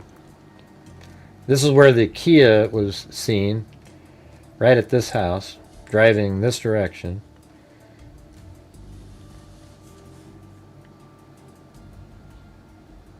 Yeah, well, we got to get this challenge going in here.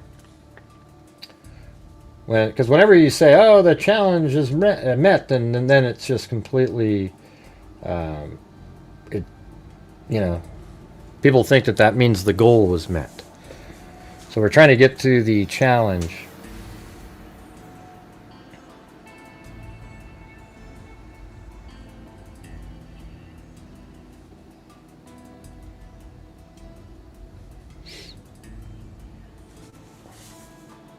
Yeah, I guess that kind of meets the, she just sent that in. It matches your challenge number. Chris O'Connell.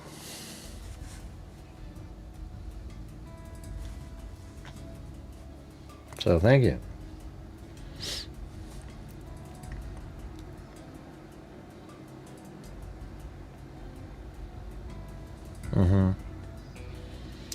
Okay, anyways, does anybody have anything to offer or want to ask or talk about in this? Because I want to do that other cold case. That one's pretty interesting. And one of these days we got to get back to that one that we were already talking about the other day, because we were going to listen to some of the podcast of that was done on that case. It's pretty crazy. Really interesting one. Thank you, Chris O'Connell.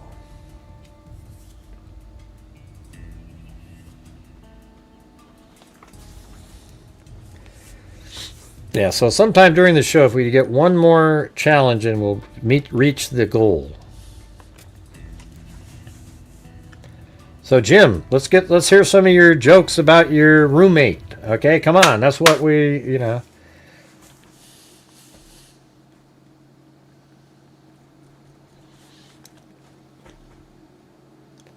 So much crime, so little time.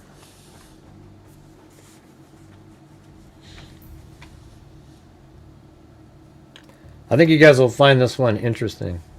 All right.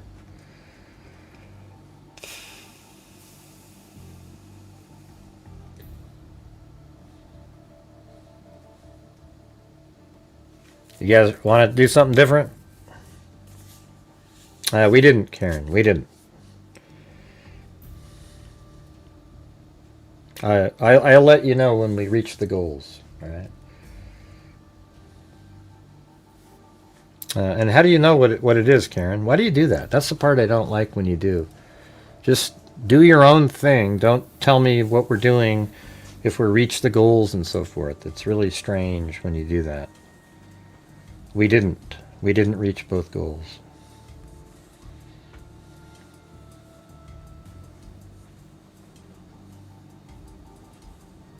Mexican Tony doesn't like your jokes either. Well, no, your jokes are okay. It's those crazy comments. Yeah, there was just one challenge. Yeah, you reached the one that she did. But you said challenge. You said goal, not challenge. Hey. Well, thanks, Jim Long. And this is also in Arizona. This one here. And this happened in 1999. All right, so if you're just somebody that's only interested in, really myopic, you might not find this one. Yeah, I did. It was just, it didn't reach it, Karen. I know what my goals are. That's the part I don't need you to jump in on. Just do your own thing. You know what I mean? Have you ever covered? Because the thing is whenever somebody goes, "Oh, you reached the goal," boom, there's no more support at all. You have to have nights where you do better than a goal, because we have so many shitty nights these days, right? So if you don't do better, then you just keep losing ground, losing ground, losing ground. So we still need another 8 channel memberships to reach the goal. Yeah, this month we've had just 3 terrible days again. But 2 good days where they sort of made up for one of the bad ones, which is cool.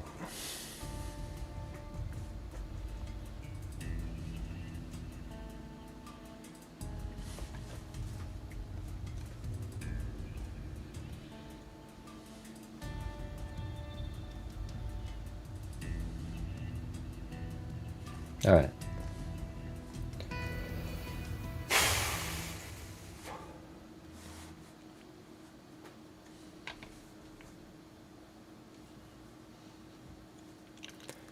All right, here's the first one right here. And by the way, this is her, the little girl right there, in Mesa, Arizona. Oh, what the heck? Okay, there you go. Look at that. The minimum goal was reached. Thank you, Chris O'Connell. I wish other people would help support sometimes too, just to make it more democratic and make it feel like there's some sustainability to it.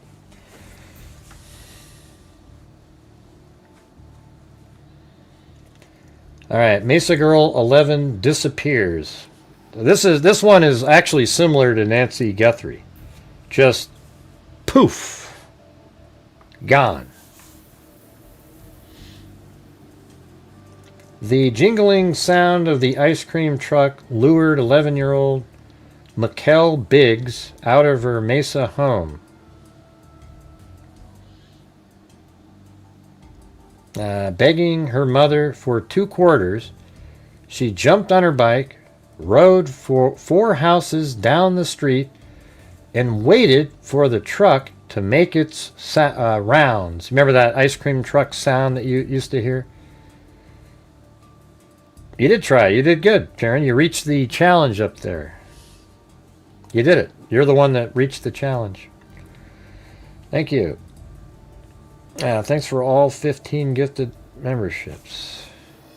15. Oh, yeah, the other 15. Yeah, she just did 5 right before that. All right, let's just do this, though, okay? This is interesting. This is an interesting one. I spent hours on this one today looking up. It was really hard finding their actual address, and really, like a couple things that were really hard, but I was able to do it. Anyways, the jingling sound of ice cream truck. You remember that sound, right? Lured 11-year-old Mikuel Biggs. It's like her dad's name is Michael, but she's a girl, so they named her Mikuel Biggs. Out of her Mesa home. Begging her mother for 2 quarters, she jumped on her bike, rode 4 houses down the street, and waited for the truck to make its round Saturday evening. Other kids joined the vigil too. As they waited, some rode their bikes in circles. Others tested their skateboarding skills. Mikelle sat patiently on the sidewalk. As the sun began to set, most children gave up on the ice cream truck and headed home for dinner. Only Mikelle and her sister Kimber continued to wait. But Kimber was growing cold and decided to go home. She couldn't know that Mikelle would disappear minutes later. The only trace of her would be her bicycle and those very same 2 quarters that her mother had given her on the sidewalk. She couldn't have been alone more than 3 or 4 minutes, Mikelle's mother, Tracy Biggs, said. I had just checked on the girls. They were sitting on the sidewalk. Some visitors had arrived, and I walked them into the house. Then the terror began. Kimber walked into the house and told her mother she was tired of waiting for the ice cream truck. I told her, go get your sister. Tell her it's getting dark outside. But she wasn't there, Biggs said from her home Sunday. while the Mesa Police Department and the FBI searched for the missing girl. Yellow police tape blocked off the area where Mikelle was last seen wearing bell-bottom jeans and a red t-shirt with her school name, Lindbergh, written across it. Neighbors milled about, some searching for answers, others looking for help, some too shocked to do anything. It's all so terrible. I'm just praying that they find her, and I'm not letting my son out of my sight, said Nancy.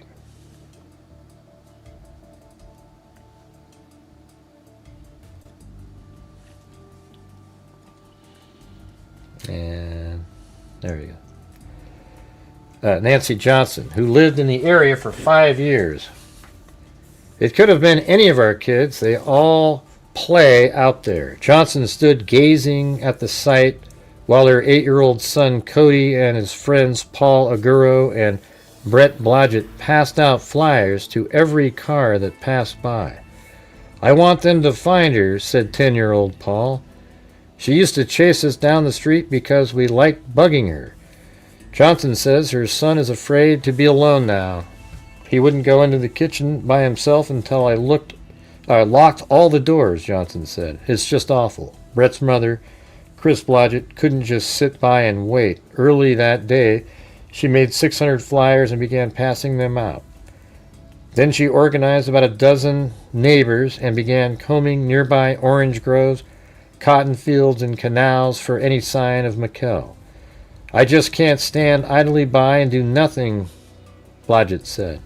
She was a very outgoing little girl. Other neighbors gathered Sunday night to search the neighborhood again. I just can't believe that she disappeared without a trace, said Melanie Shuck. Someone must have seen something. Police have no leads as of late Sunday night. After Mikelle was reported missing at 6:15 p.m. Saturday, police sourced the neighborhood until 2 a.m. Helicopters were called in, Detective Jose Martinez said. Hey, Jack, we're doing a different story. Can you tell? Yeah. Let's see. They questioned ice cream vendors. None had passed through the neighborhood that night. Man, doesn't that suck? She's out there waiting for ice cream. Just really wanted that ice cream. And the ice cream truck never even came by.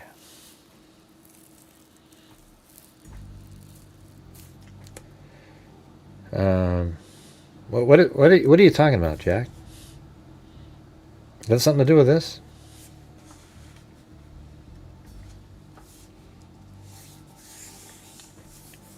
With the FBI, police have gone house to house looking for clues, searching for anyone who may have witnessed the disappearance. The Maricopa County Sheriff's Office sent bloodhounds to see if they could lead searchers to the girl, but the dogs found nothing. Throughout the weekend, police kept a command post a block away at Lindbergh Elementary School, 930 South Lazona Drive. About 100 friends and neighbors distributed flyers telling people about the 65-pound, hazel-eyed, blonde girl and asking them to call a phone number. Anyway, anyone who spots the girl should call 911. All right, so that's that one. And we got another article. This one that was on January 4th. This is the 5th. A bicycle riderless tipped sideways on a resident. So it's like a bicycle riderless tipped sideways on a residential street. Nearby, 2 quarters that were given an 11-year-old girl to buy ice cream. The single stark image frames the disappearance of little Mikuel Biggs of Mesa. It also raises several key questions. How? How does a girl just 4 houses from her home vanish without a scream or a cry heard, without a suspicious character seen?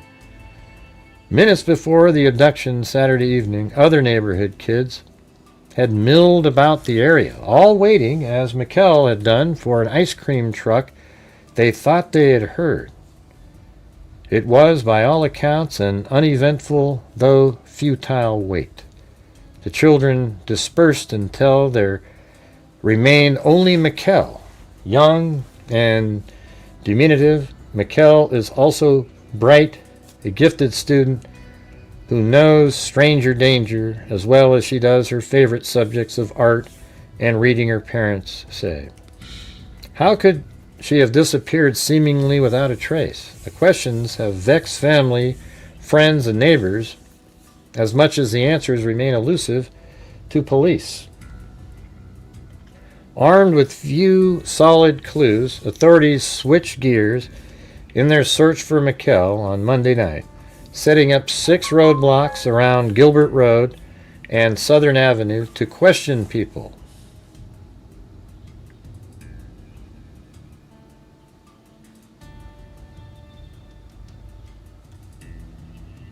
Is this it right here? Let's see. No terror strikes as swift as consuming as a child gone missing. Neighbors search in unison.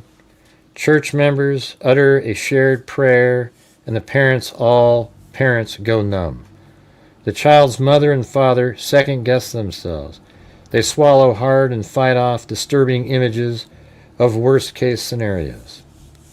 If it is like most cases, the panic will give way to relief with the child returning soon and safe. That's the thing, is most of the time it's like, you get to have that release of like, phew, but that's not what happened. These people have to go for the rest of their lives in that tense, shitty feeling.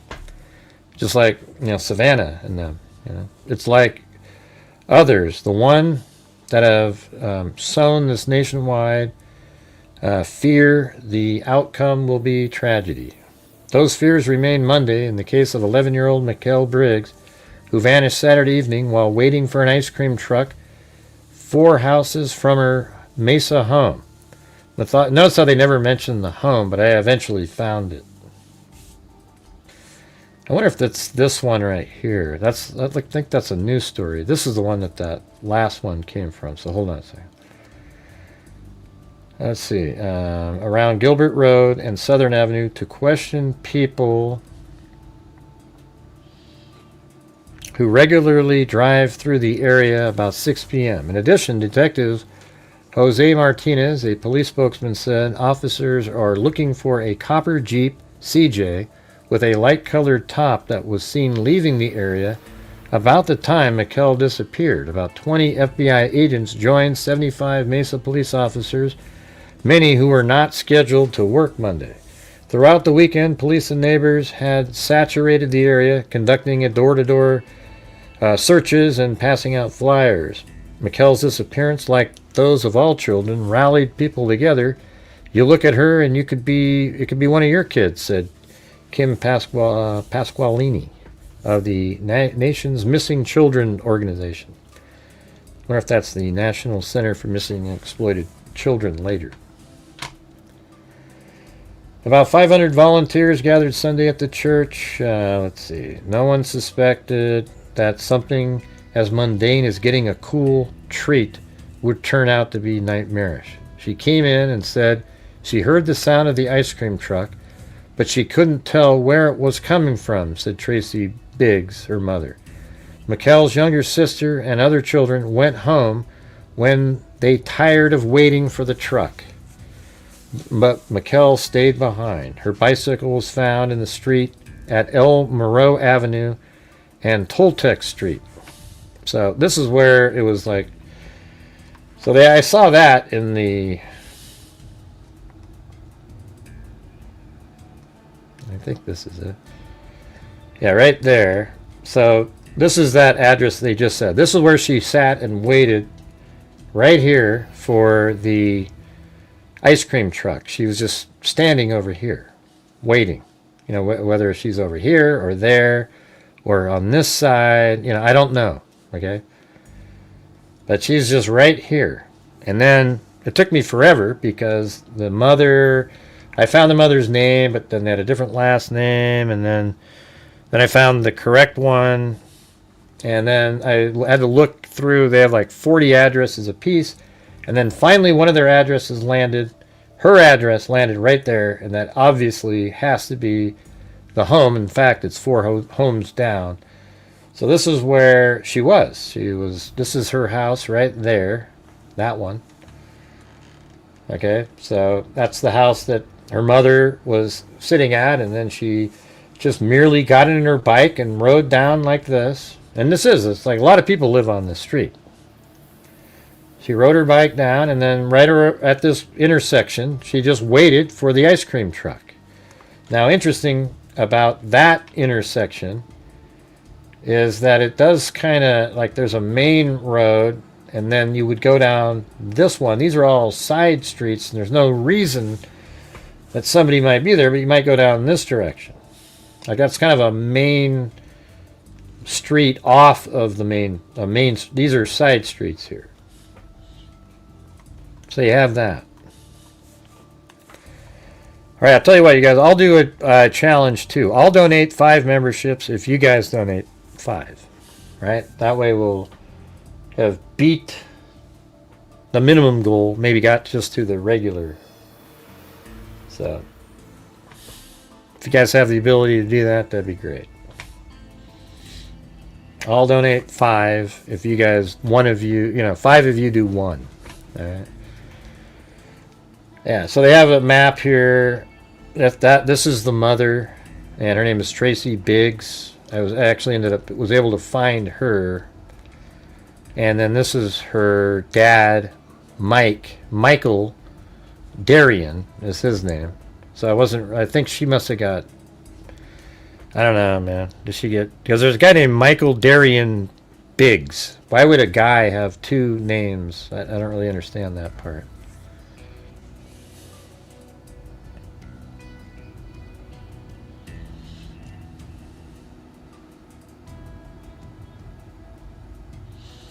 I always notice when I do my challenges, just like yesterday, it's just absolute struggle.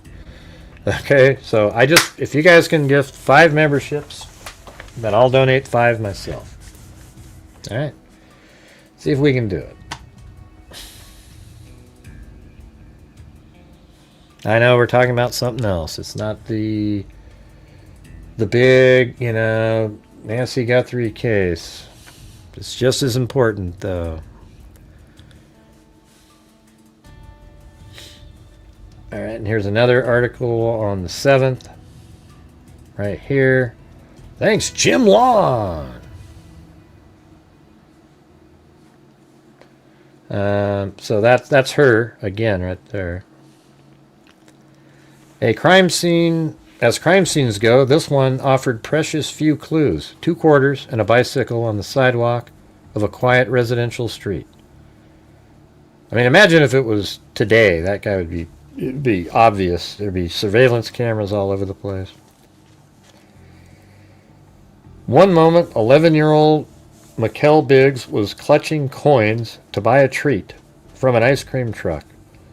See, I guess the part that bugs me the most about this story is that right there. Just the total innocence of it. We all remember as a kid, well, if you were old enough, where there was an ice cream truck that sort of had this cool little music, and you'd run over and you're so happy. And in this case, she sat there and waited anxiously to get her ice cream, and the truck never showed up. And not only was that a disappointment, it was even worse because a barbarian abducted her right after that. You see what I'm saying? It's like she didn't even get to even have a bite of an ice cream. It was like that was bad. Waited longer than every other kid, and the ice cream truck never showed up.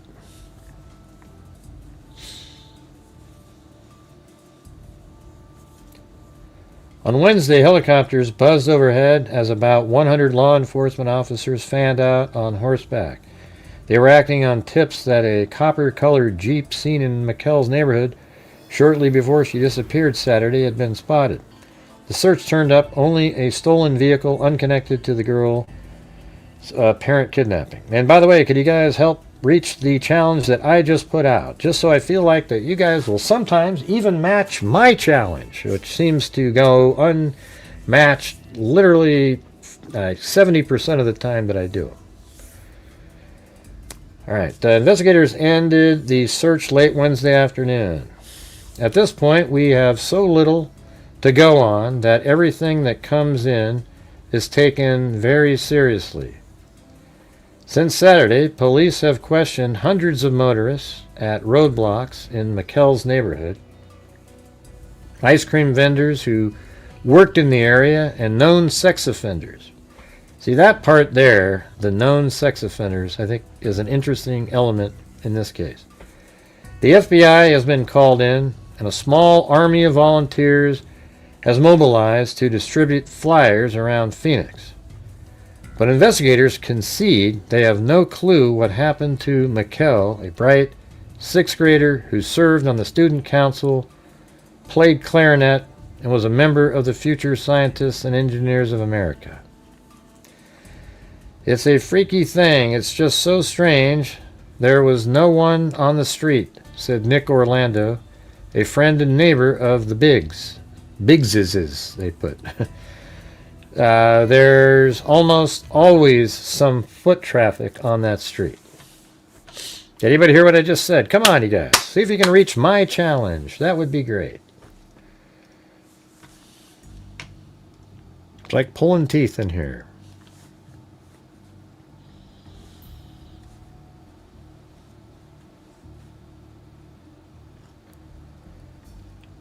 All right, this is, let's see. Public will continue. I don't know. Let me go to the first page.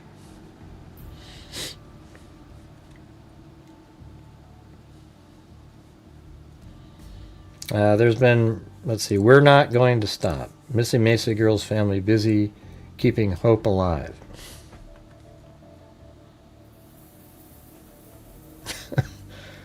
What's going on, you guys? Can you reach my challenge, please? Man, it just feels so degrading, you know. This is like the fourth day in a row that when I do mine, because, oh, somehow the minimum goal was met, we can't reach the challenge that I do. It's like, it's really frustrating. I don't know what, it seems like I would be the one that you guys would want to match before anybody, you know. Mikelle has been in the spotlight almost every day since she disappeared 1 month ago today while waiting for an ice cream truck. Where to go from here? I don't know, said Mikelle's mother, Tracy. It's just a matter of coming up with more things to do. We've done so much in such a short period of time. Thanks, Chris O'Connell. Now, let's see, where's the part where it... You never give up. Okay, Mikelle was waiting for an ice cream truck at El Moro Avenue and Toltec Street, where she disappeared. Only a bike and 2 quarters were left behind. Police are working under the theory that Mikelle was abducted, but they have no evidence to prove it. More than 4,000 tips have been called in to police. In the beginning, there were 25 an hour. Now police aren't getting that many in a whole day.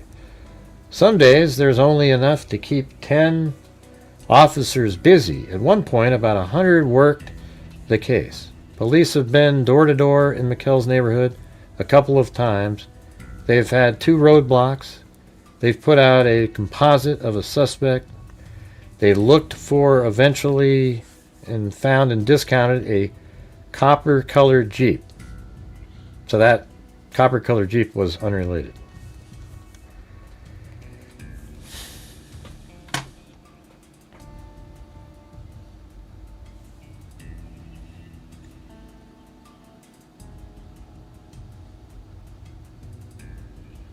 There's no more teeth. I don't know what that means, Anderson.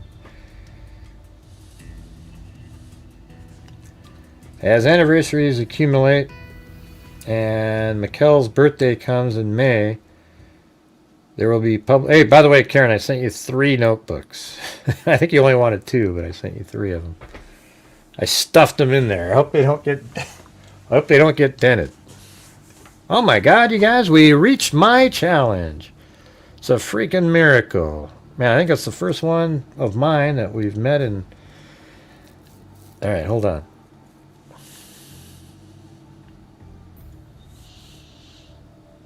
And thanks, Karen, and thanks...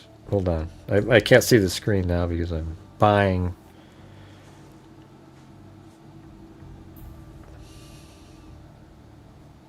Yeah, thanks, Karen, and Anderson Croydon, and Lisa Valenzuela. Right, there you go. There's 5 right there. Here we go. Boom, shakalaka. Very cool. I think I stuffed it all in there. I think I gave you a couple stress balls, stress hearts too. All right, let's go move on to the next one here. It gets really interesting here in a second. All right, so that's 1999. February 2nd was that last article, which was about a month after. You know, there's a whole bunch of articles, but there was nothing new in any of them. I know, it's a miracle, Erica. Man, can you believe it? I didn't see you jump in there, but yeah. We did it. All right, let's see. So here's this guy right here. Look at this. A registered sex offender accused of brutal, sexual assault and beating of a neighbor who spurned his advances admitted to sexually assaulting 3 to 4 women in the past, court records show. D. Lee Blaylock, 41, was arrested Saturday at his home in the 1000 block of South Toltec Street in Mesa. He faces 3 counts of sexual assault, aggravated assault, arson, and kidnapping charges in the connection with September 27th attack on a 42-year-old woman who lives less than a mile from the Blaylock and his family. The woman called police at about 8:30 p.m. last Monday night, saying her neighbor beat and sexually assaulted her. She was flown to an area hospital for severe facial injuries that injured broken bones and internal injuries related to the sexual assault. They're using the R word. You just can't say that word on YouTube. Immediately, it's crazy. That's what I just call it, sexual assault. Said Mesa Police Detective Jose Martinez. She is still recovering. She told police that she left her home to run a quick errand that night and returned to find her attacker. Listen to this crap. Look at. So this lady goes out. She told police that she left her home to run a quick errand that night and returned to find her attacker, whom she identified as Blaylock, inside her home, Martinez said. She had left her door unlocked. She said Blaylock threatened to kill her if she called police, but she did anyways. He said, investigators say they have DNA evidence that links Blaylock, a self-employed truck driver with a side yard business, to her home. The arson charge stems from a fire that was set in the victim's home prior to the attack. Like he was trying to destroy the evidence in there. The woman, but I don't think it was sent prior. I think it was set after. The woman said Blaylock tried to come on to her when she hired him to do yard work, Martinez said. His advances were so strong that she filed a police report. Court records indicate that Blaylock has prior arrests that include indecent exposure, aggravated robbery, false imprisonment, assault, and kidnapping. State Department of Correction records show Blaylock was released from prison, listen to this, in August of 1995 after serving 6 years on Gila County charges of false imprisonment and failure to register as a sex offender. The Maricopa County Sheriff's Office would not release details about the crime and forced him to register. So you got that one. Then here's another one. The same sort of situation here.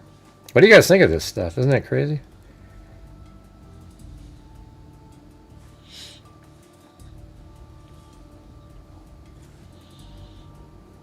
What do you mean, Jim? Somebody deleted your comment, Jim. I think you got accidentally... What happened? I think Sandy her cat jumped on her phone again.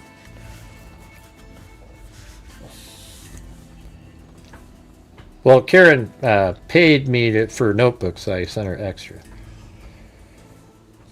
But look at this. Sex offender says he didn't do it, right? So a convicted sex offender accused of sexually assaulting and severely beating his neighbor last month insisted to police detectives that he did not commit the crime. I've never beaten... This is the same year, by the way, 1999. Okay, and before we go any further, want me to show you where he lives? I found him. He lives right there. I bet you money that this guy did this. In fact, they talk about him in articles. But look at this. This guy, a sex offender, right here. Yeah, I mean, it's just down the street. I mean, you zoom out. Look at this. Really? Okay, and you come in here. This guy lives right on the corner, right down the street. And as a matter of fact, this is that main street I was telling you about.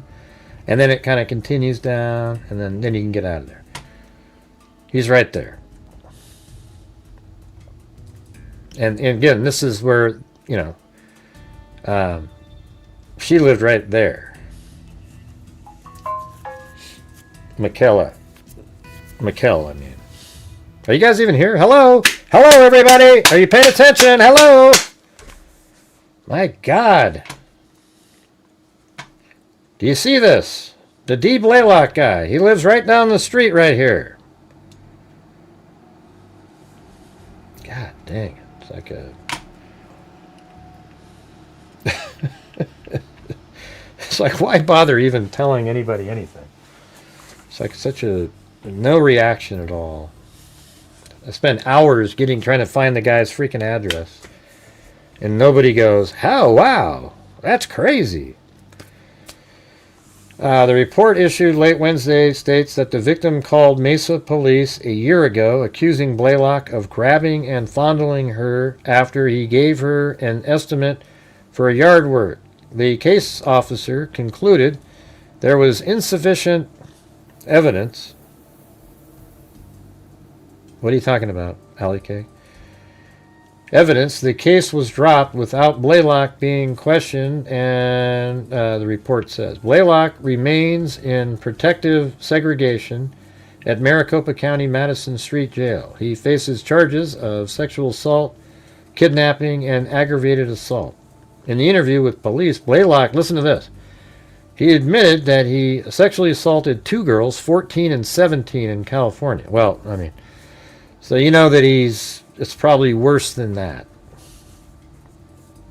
Blaylock also indicated he was in trouble in Chandler about 4 years ago for indecent exposure and trying to solicit an undercover detective for sex. He said he received probation and court-ordered counseling for the offenses. I mean, this guy's a freaking... I mean, what a monster, you know? And we got this one. I think it's still about him. Oh yeah. So I mean, this is 2000. So about a year later, Mesa man gets 187 years. Oh, and a half. Don't let me forget that. 187 and a half years. D. Lee Blaylock, a registered sex offender in 3 states, was sentenced Friday to 187 and a half years in prison for sexually assaulting and beating his Mesa neighbor. You are a danger to society and likely to reoffend. Superior Court Judge, this is the kind of judge you want right here. Jurors convicted Blaylock on October 11th. He was sentenced Friday to 25 years for burglary, 35 years for kidnapping, 15 years for aggravated assault, 7.5 years for sexual abuse, and 35 terms for sexual assault. Of the 187 and a half years, 105 years must be served consecutively. Well, I'll tell you what, if he lives to 150, you know. Blaylock also was ordered to pay his victim, Susan Quinnett, $32,271 in restitution.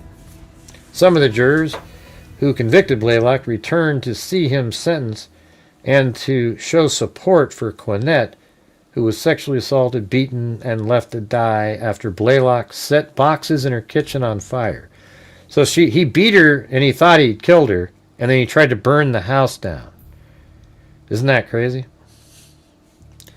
Yeah, your comment was automatically deleted there, Erica.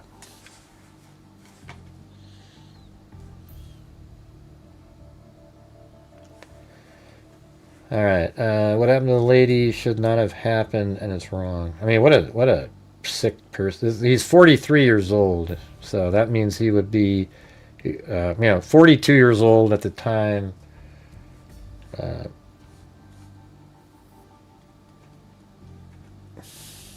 got him in the wrong folder. Yeah, Mikuel Biggs, he would have been like 42 years old.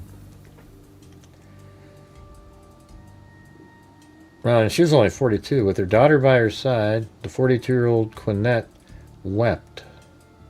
Oh, so is she in here? Quinette. Hold on.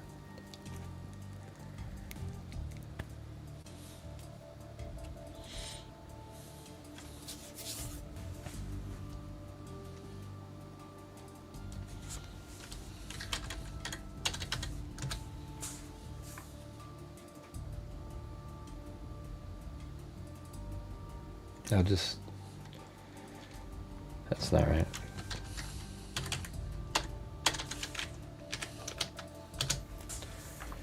All right, Susan, let me just see where she lived. Hold on.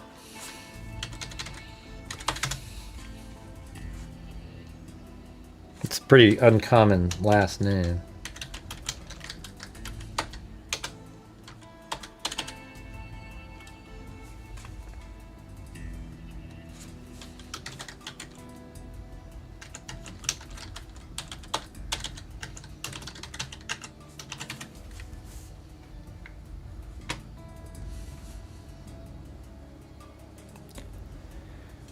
And she was 42. Would she be about 20? Yeah, 68, right? She should be about 68 if she's 42, 1999, right? Ish, right around there. All right, let's see. I think I might be able to find this. Mesa, this is it right here. So this is going to be where she lived. She should live right in the same area, right? Oh my God, right there. Look at that. That is crazy. Jesus.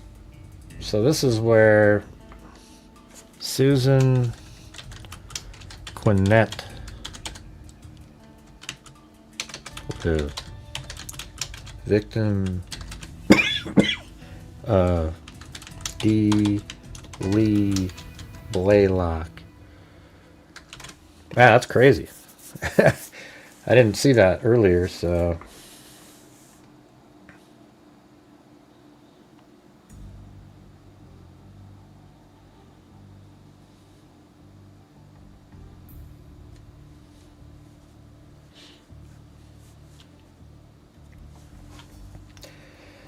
Man, you guys ever even paying attention? It's like everybody's doing jokes, and it's like this stuff's really interesting. I remember we used to have crowds that would be, they were always thought stuff like this was interesting. Yeah. So this is where Susan Quinette lived.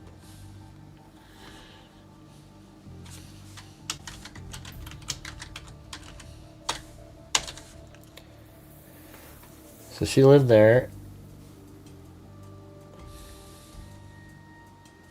And that's where he assaulted her, I guess. He tried to burn that house down. And then just down the street over here, I guess maybe this is what Ali Kick was wondering about. Did they block? Oh, wow. That house is blurred. The house that he lived in. See that? It's blurred out. But anyways, that's where his house was right there.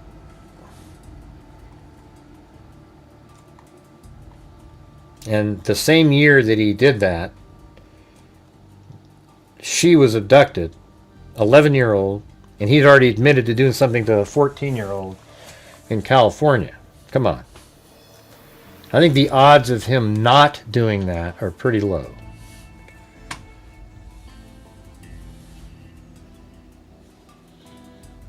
So we got 187 years. And now we're just moving on. Now we're in 2009. Mikuel Biggs mystery haunts dad. Inside, let's see, A1. That's A11.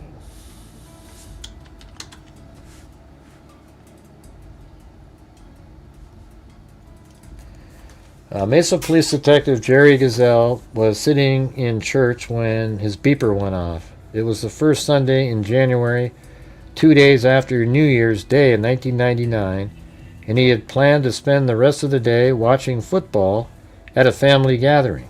He hurried outside to call back his partner, Detective Butch Gates. An 11-year-old girl had been missing all night. It was a kid who just walked away, and we knew would be found at a friend's house. 10 years later, the case still frustrates him. The night before Gazelle got the call in church, Darian Biggs received a frantic page from his wife, Tracy. It was 6 p.m., and their daughter, Mikelle, was missing. Mikelle had heard the ice cream truck coming and ran to meet it. Her sister, Kimber, let's see. Her sister Kimber. That doesn't fit, so let me go back.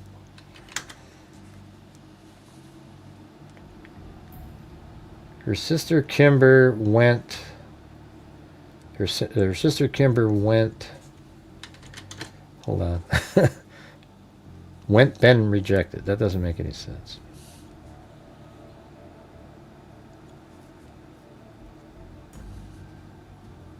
Let me go to the page before this. I don't get it. Oh, this one does. Now that's weird. See, this is A12 also. And then if you go to this one, it's A12. It's the same story, right? I think. That's so weird. See, unless it can... Oh, it keeps going. It's a 3-pager. Okay, so anyways. He went back inside to get a jacket. Tracy sent Kimber back to tell Mikelle to come inside. When Kimber went back inside, her sister was gone. Kimber's purple and pink bicycle was still sitting by the curb. They found 2 quarters close by. For Darian, a decade-long nightmare had begun. That nightmare was compounded by the fact that I wonder if he said something like, hey, are you waiting for ice cream? I can give you some. I just live right down here. Come on. And she went. That's why there's no screams or anything. Because she really wanted that ice cream. But then, I guess what's weird about it is, then why would there be 2 quarters on the ground in her bike? I don't know. I think she just got grabbed and taken. I would probably think most people are local-ish, you know.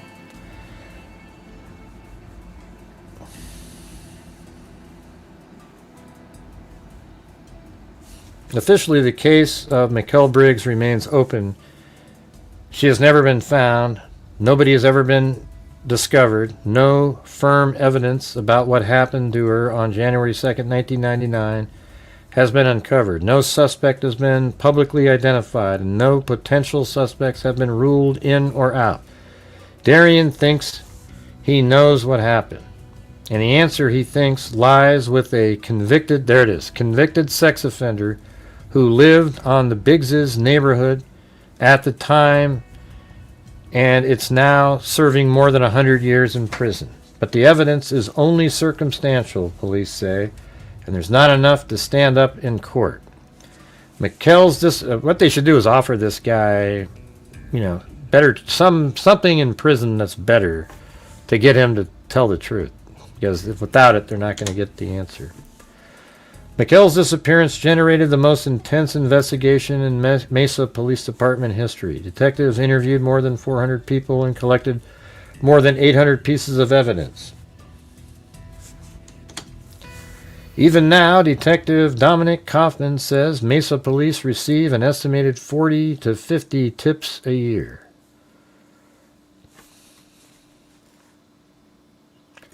Someone in the neighborhood had seen a Jeep, so police stopped hundreds of them. They questioned a neighbor, but quickly ruled him out.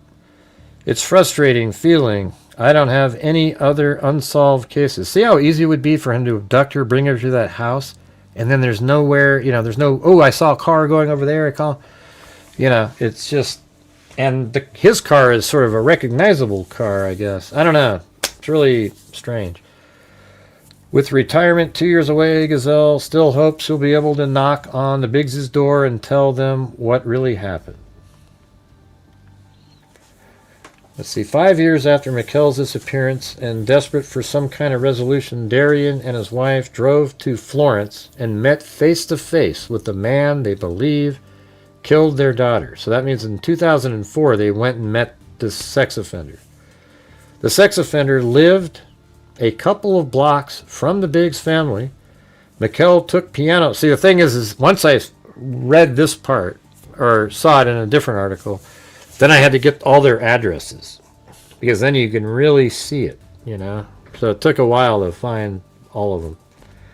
The sex offender lived a couple blocks from the Biggs family. Mikelle took piano lessons at a house across the street from where he lived. Oh, man. So that means he took piano lessons. She took him like right there, probably. Jeez. So she might have known him.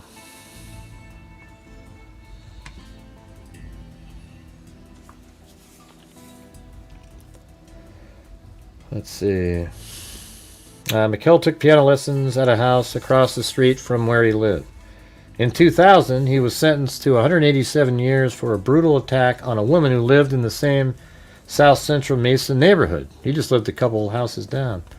9 months after Mikelle disappeared, the woman's face was badly disfigured and she was left for dead, but she lived to testify against her attacker, and all his attempts to appeal his conviction have been rejected. Look at, there's the bike. Jesus. Isn't that crazy? Darian says the sex offender agreed to meet them after they exchanged letters. Police recorded the conversation. Thank you, Erica. I said, did you have anything to do with my daughter's disappearance? Darian says, recalling how he faced the sex offender through bulletproof glass while talking to him over the telephone. I didn't have a damn thing to do with that, the sex offender told Darian. I think you did, Darian said. On the way home, Darian asked his wife to count the number of times she thought the man had lied. She estimated it was 30 to 35 times. She said he's the only one who did it, Darian says. Just looking into his eyes, he did it. The confrontation, although somewhat liberating, was frustrating as well. I sat 3 feet away from a guy who killed my daughter, and I couldn't do anything about it, Darian says.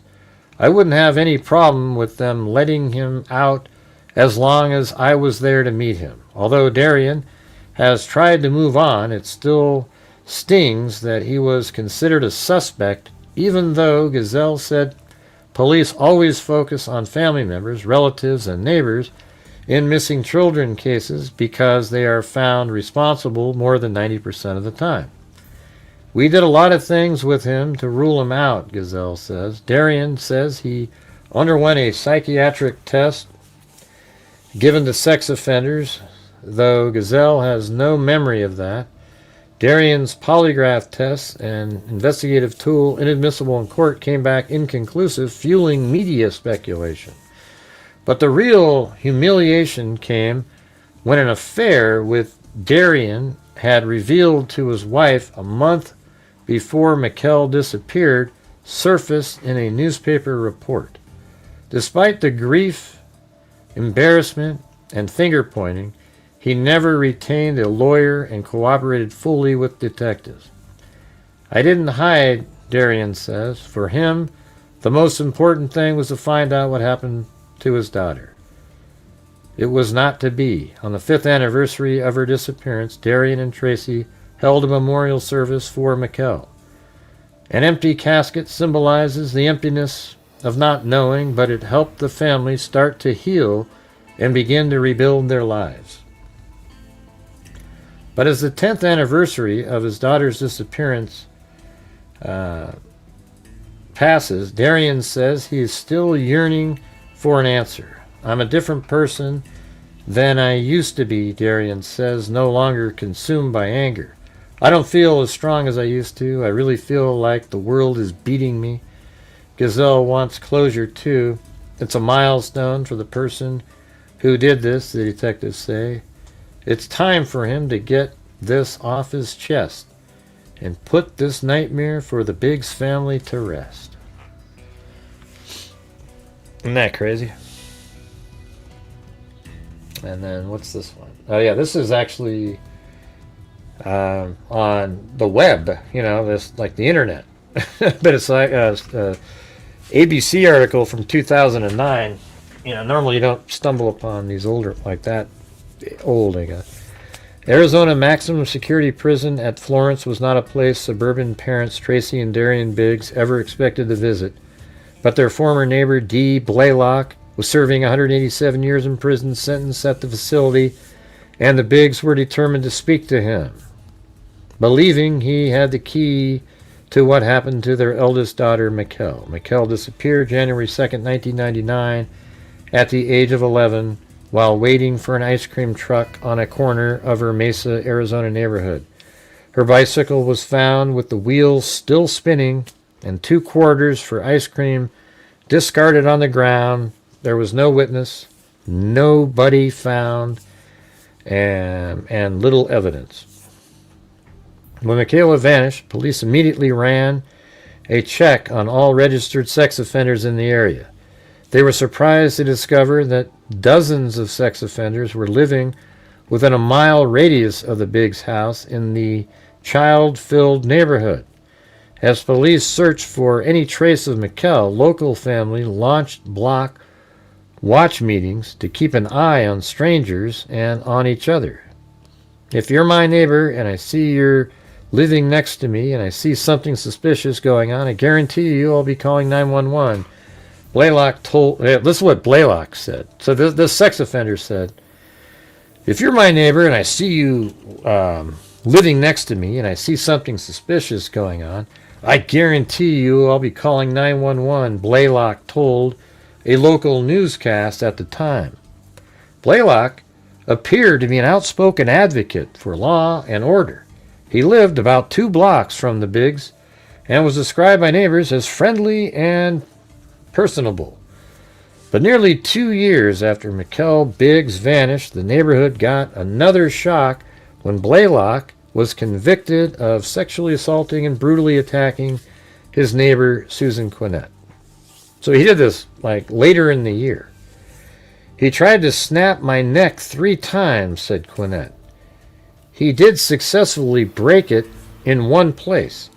He put me in a chokehold. He choked me until I gave over and fainted, Quinnett said. She had complained to police about Blaylock's unwanted advances. He was coming up on me. He was drunk.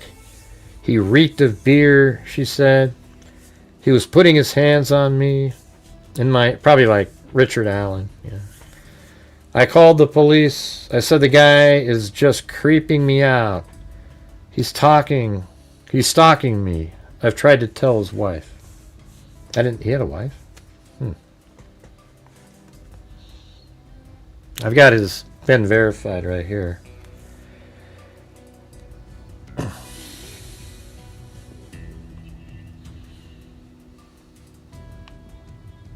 He's got kind of an unusual name. So he's got 9 address history. I would imagine most of this is must be related to him because he's been in prison since 2000. But if you go down to the court records portion and you click on that, Let me go back.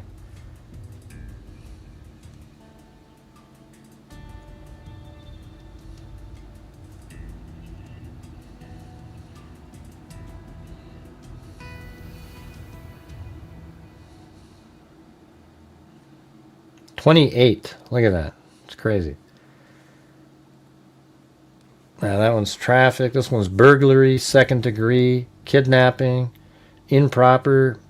That's a vehicle one again. Speed again. Aggravated assault, sex offender, registration violation, kidnapping, danger, repetitive, enhance, assault, bodily injury, parole violation, bond something, assault class A, robbery. I mean, this guy's a piece of crap, you know. All right, so then we're moving on. We got a couple more articles here.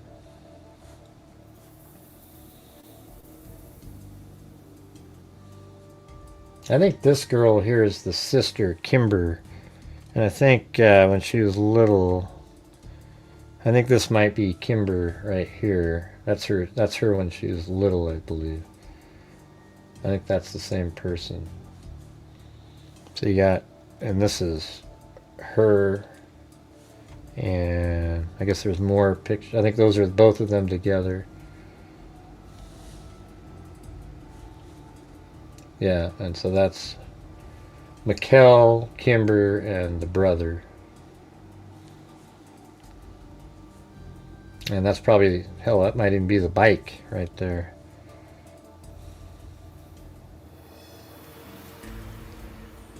And, yeah, so let's see what this one says. The faint Calippo-style jingle grew louder, acting as familiar siren call for the children on the tidy Mesa block. Parents reached for their wallets. Kids tied their shoes and hit the pavement in anticipation of the... I wonder what the story with the ice cream truck is.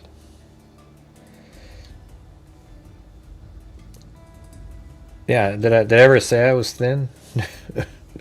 Who are these idiots that show up? I mean, it's just...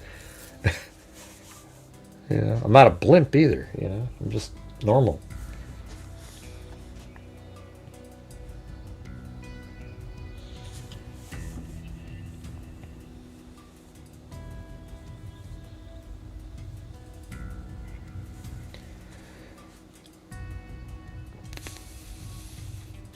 Yeah, there's actually this, look at this page right here. See, that's him up there now. It's kind of small, but that's him. And he's just got all of this, you know. This is like his inside the prison stuff. So it looks like, so this is in the prison. So 89 through 95. Remember, he served that one stint, and then he's back in there in 2000. And the last time this updated was 2008. But he's just... well,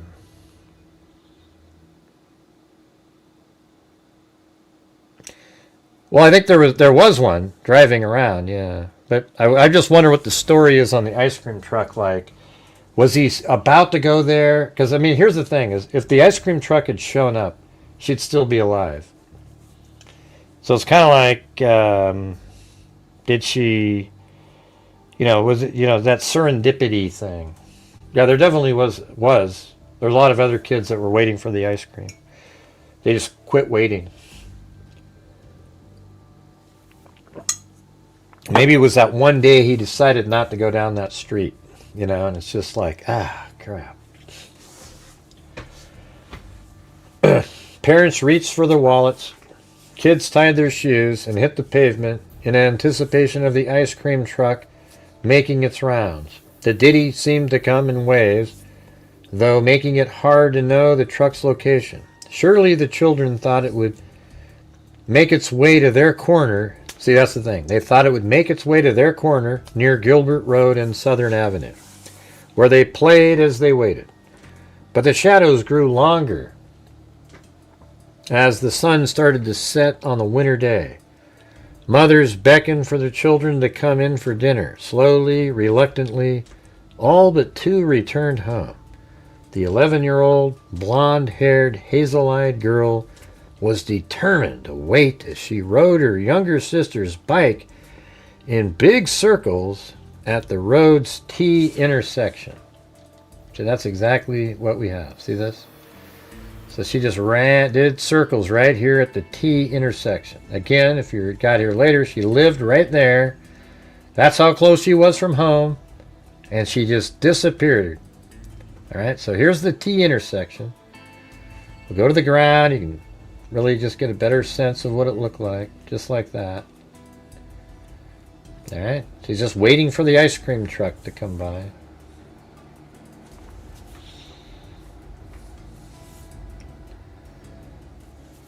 Let's see. The 11-year-old blonde-haired hazel girl was determined to wait as she rode her younger sister's bike, and she did circles at the road's T intersection. The 9-year-old watched, holding onto their dog's leash, until she became too cold. She just sat there and watched her sister go around in circles, but then she became too cold. She was going inside to grab a coat, she said.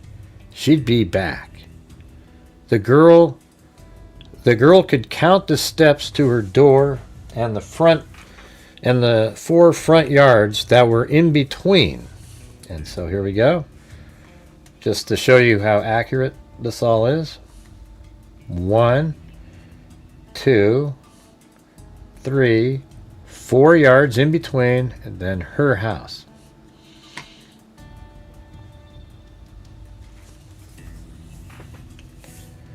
She told her mother, who was talking with a visiting relative, that she was tired of waiting for the ice cream truck. The mother said, "Go get your sister. Tell her it's getting dark outside," her mom responded. And yeah, this is January, so it's likely already dark at that time. The girl hollered to her sister's name as she walked out to the sidewalk and peered down the street. So, again, picture the little girl, the sister. She came out to the sidewalk, turned down there, and then yelled her sister's name, who should have been still doing circles at the intersection down there.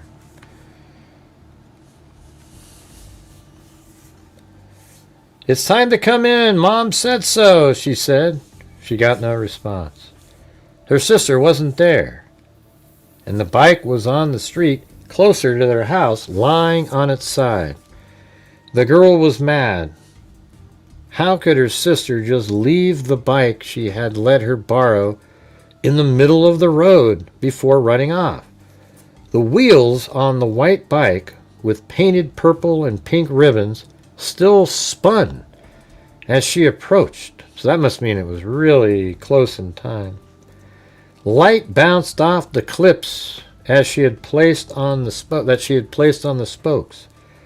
The 2 quarters given to her sister by their mother, set to be spent on her favorite treat, were spotted nearby. The girl had vanished.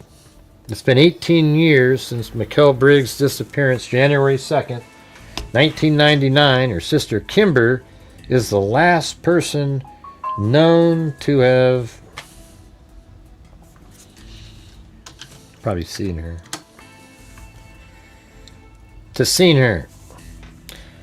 Mikelle is one of Arizona's 59 missing children in the National Institute of Justice Missing and Unidentified Persons System, a database maintained by the U.S. Department of Justice. Her case remains open today. Her body has never been found. No suspect has ever been identified. No firm evidence of what happened to her has been uncovered. There are theories, and they have run the gamut, sending detectives chasing tips from Pennsylvania to Mexico. Theories of drug smugglers taking Michaela across the border. Speculation that the ice cream truck finally arrived. That's why I was actually thinking that earlier. But I was thinking, I don't know. That just sounds so movie-like. Yeah, the ice cream truck shows up. All the kids are gone, and by God, he's the killer. You know, he's the abductor. And speculation that the ice cream truck finally arrived on the block, but accidentally hit her. Suppositions that a sexual predator, a neighbor, snatched her. That sounds way more likely. But they are only theories. A desperate public search. So that's just about the public search. And then over here is a father placed under suspicion. A nightmare had begun for the family, Kimber said, for her father, Darian. That horror was compounded by the fact that he was not just a grieving father, but also a potential suspect. The public later learned Darian had revealed to his wife a month earlier that he had been having an affair, but it came out like that was part of the story. Darian failed a voluntary lie detector test. Now it says failed.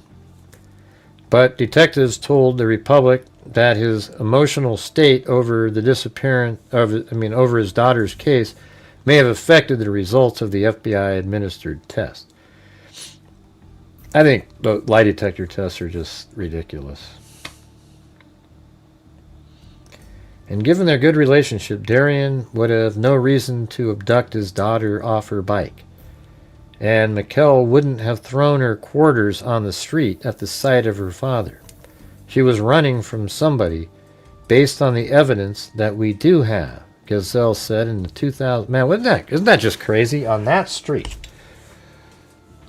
I mean, it is winter time and starting to get dark.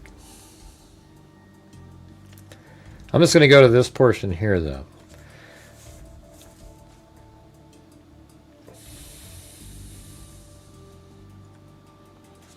D. Blaylock lived 2 blocks from the Biggses. He was known as a neighborhood drunk, causing harmless ruckus on occasion. After Mikelle disappeared, families in the area launched block watch meetings. On a local newscast at the time, Blaylock appeared as an outspoken advocate for safety and keeping an eye on strangers, don't you know? I mean, what an idiot. If you're my neighbor and I see that you're living next to me and I see something suspicious going on, I guarantee you I'll be calling 911, he said. He also appeared at several of Mikelle's vigil. Darian he was at the vigils. How crazy is that, huh? He also appeared at several of Mikelle's vigils. Jeez. Then a few months later, on September 27, 1999, terror would strike the area again. See, I think that the other murder is in response to what he did. I think he realized he's become who he is, right? Hey, no problem, Lori. Appreciate it. Any amounts very appreciated here. Thank you. Just not the 2 jewels. You know, if you send me 2 jewels, it's a penny. All right. I'd rather have you keep that, buy some bubble gum. Well, you can't even buy bubble gum anymore.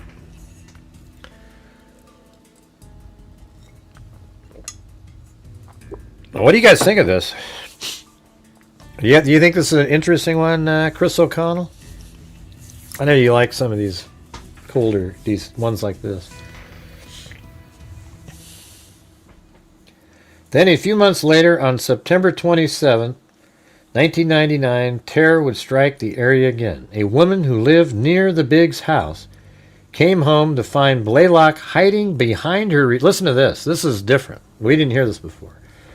He was hiding behind her refrigerator with his pants unzipped, according to court records.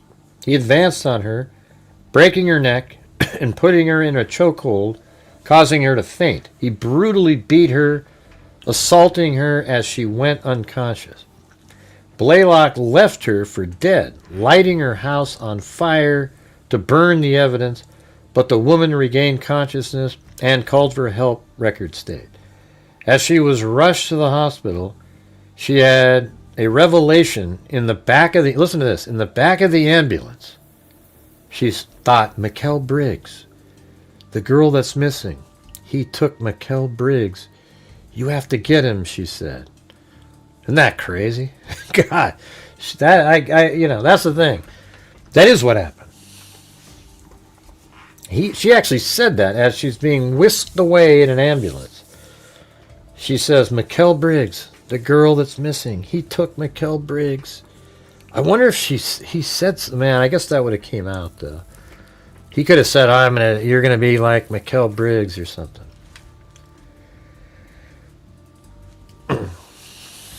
Anyways, man, that's crazy. Mikelle was smart and creative, talented young musician who loved to play the clarinet and piano, Kimber said. The girl took piano lessons from a neighbor who lived nearby, a neighbor who lived across the street from Blaylock. Blaylock had 3 previous convictions in 3 states for sexual assault, kidnapping, and child, look at that, child CSAM crap. But Arizona laws at the time didn't make that information known to his neighbors. Arizona Department of Corrections records show Blaylock was released from prison in August 1995 after serving 6 years. We just saw that in that document. On Gila County charges of false imprisonment, meaning that's like you're keeping somebody against their will, and failure to register as a sex offender. Blaylock knew of Michaela and had seen her before. So Blaylock knew of Michaela and seen her before. Gazelle said in 2009, referencing the piano lessons she took across the street from his house where he lived with his wife and 3 kids. Wow. So Blaylock had a wife and 3 kids. And while he had those, he attacked that lady right down the street. I mean, that is crazy. That's just this guy's probably got a hell of a lot more under his belt than what he's come forward with. Police said Blaylock was questioned in the hours after Mikelle's disappearance. And by the way, how did he end up with having a family and 3 kids with his past?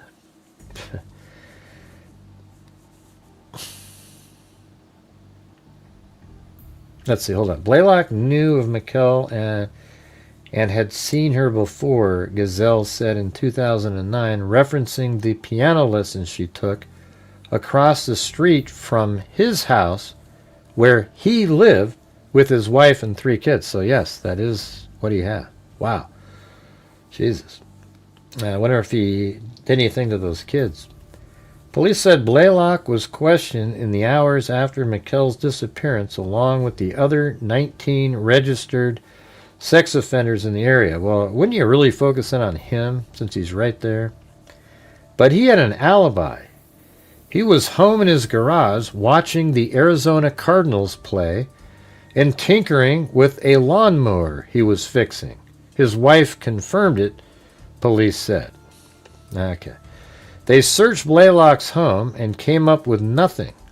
However, a trailer sat in his backyard. They wouldn't be able to search it without a warrant.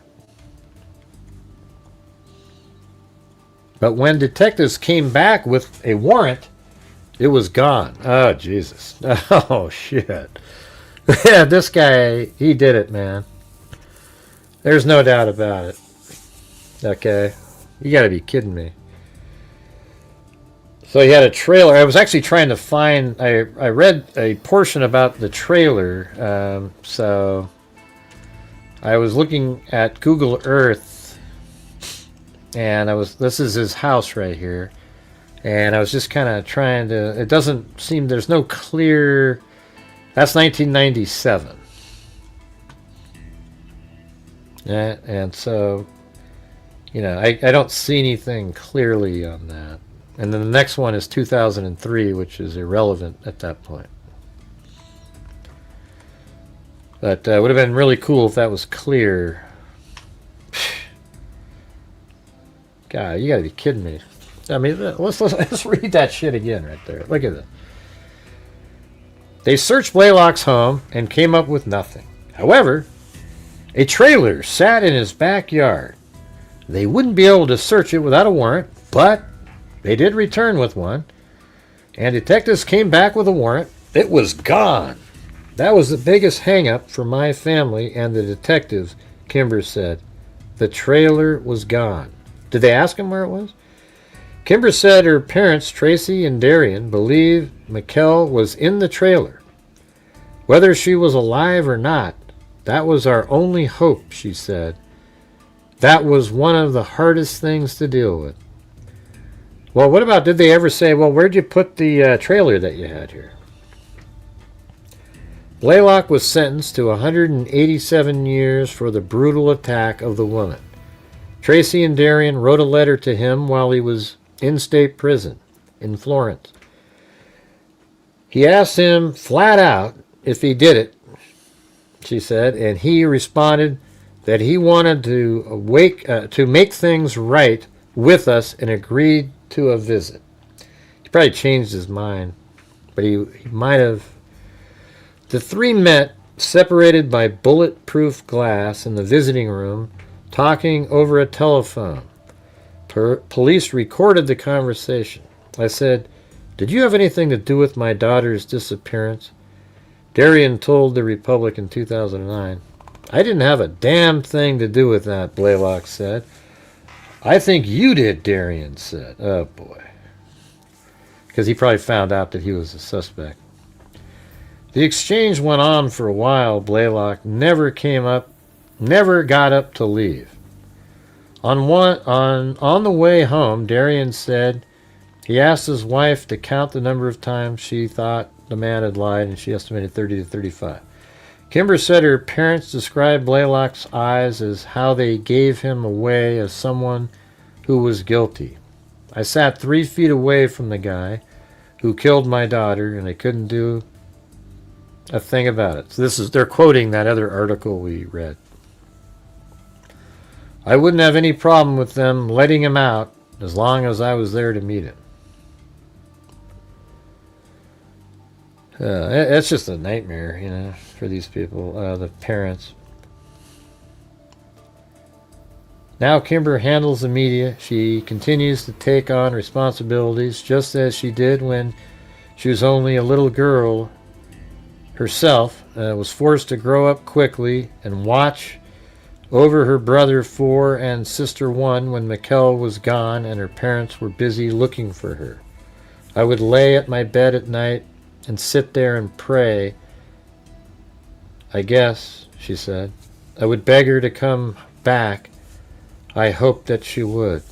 She struggled for years, she admitted in a soft voice, blaming herself for what had happened, for leaving her sister out there by herself. Yeah, see, that's the thing. That's the part I hate when people go, "Yeah, why didn't she stay there with her sister, man?" How about this? Why can't we live in a world where a girl couldn't be riding her bike on a corner like that in a little neighborhood, waiting for an ice cream truck, without thinking there's some psycho nut job? All right? I'm not even sure we should be letting these sex offenders and predators back out and living amongst civilized people. I feel like there should be a place where they live, like a gated community where they're locked in with other predators. I really don't, I can't stand people who make comments like that, blaming, sort of wondering about hey, how come the mom let him go out there alone to go get the ice cream? Because that's what we could do, for God's sakes. There's just too many sick people out here now. It's crazy. And the sad part is that shouldn't be something parents should ever have to worry about.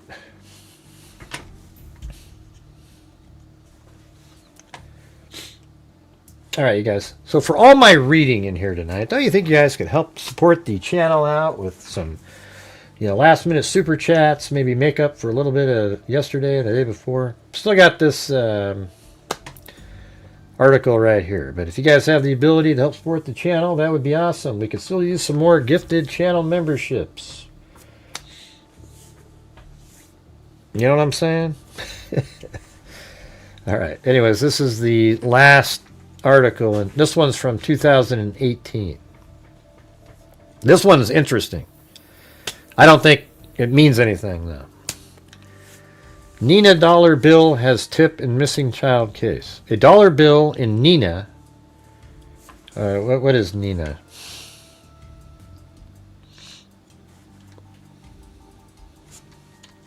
No? Yeah. It's not far away at all. It's just right over here. Or is Nina... Well, I don't know. I don't know if Nina's... What's Nina?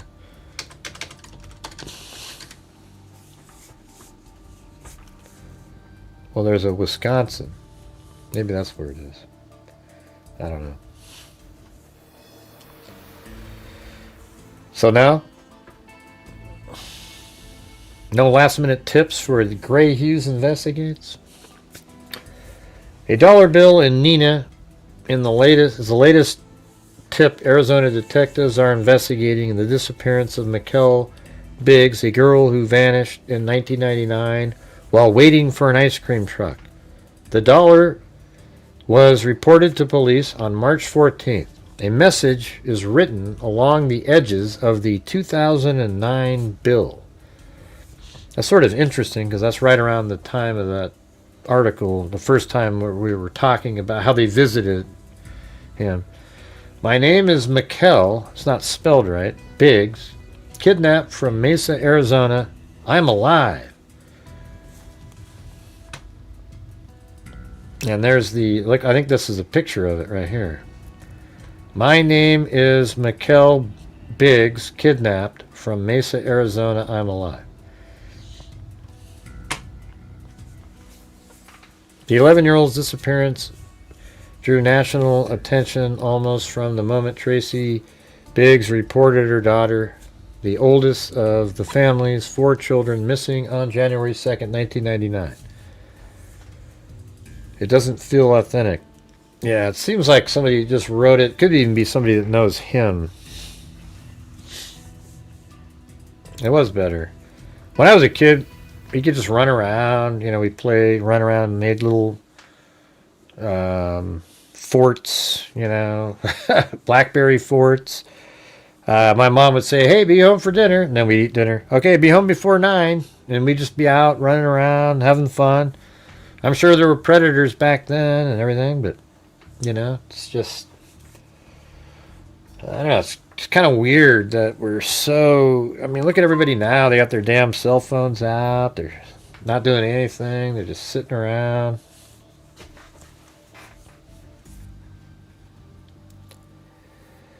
But, anyways. Nina police investigator Adam Struble said he examined the bill and questions its authenticity.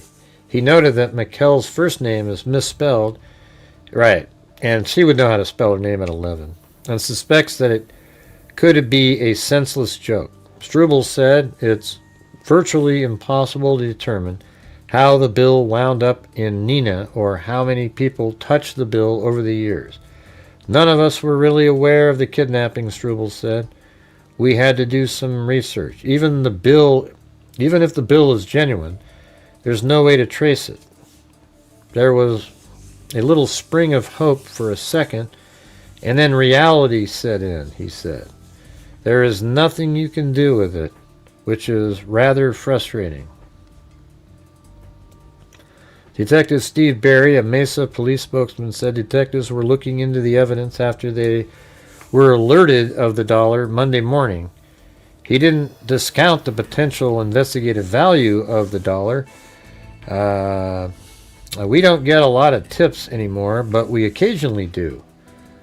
We always follow up on it. We always hope that might be the one that breaks the case.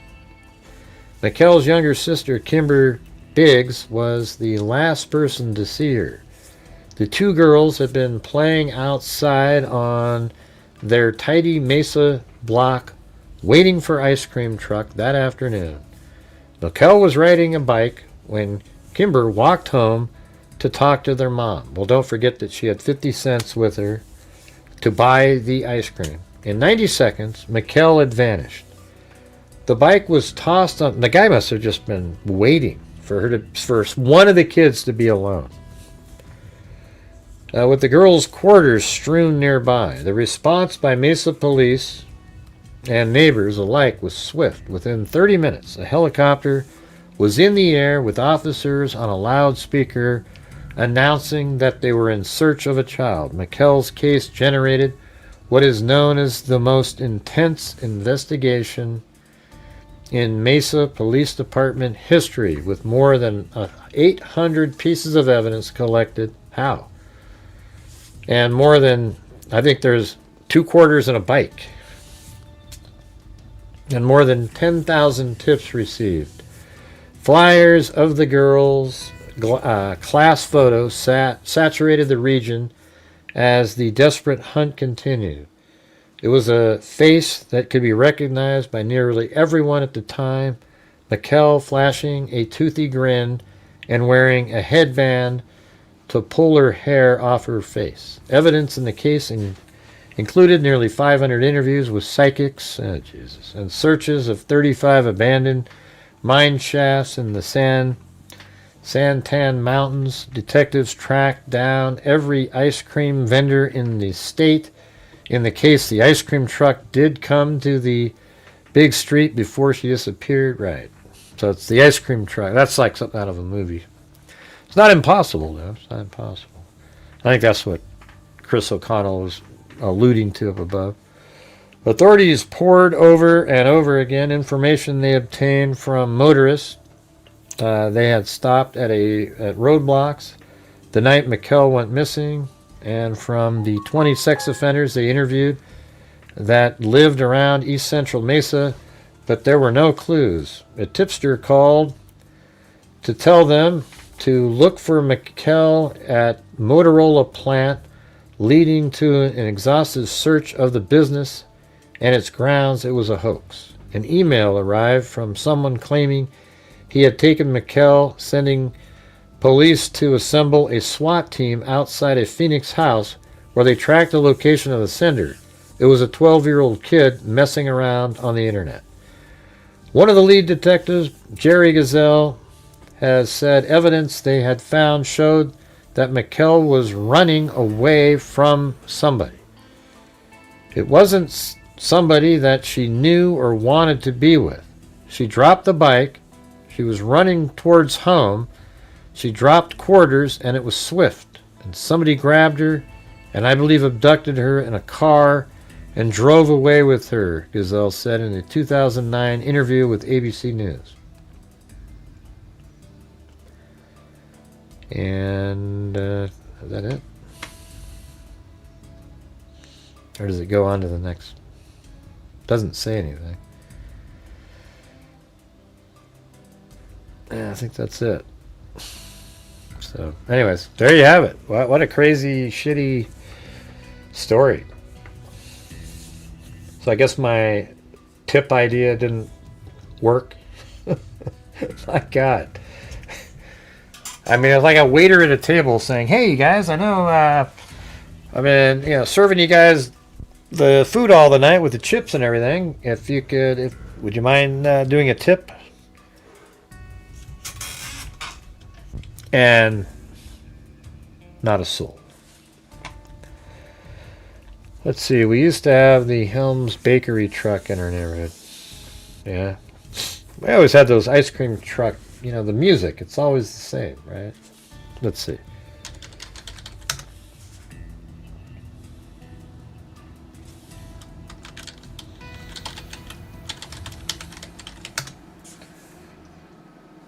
All right, let's see. Let's see if this sounds like it.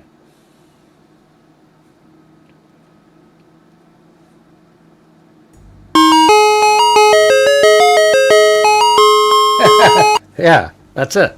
That's it. All right. That's what it would sound like.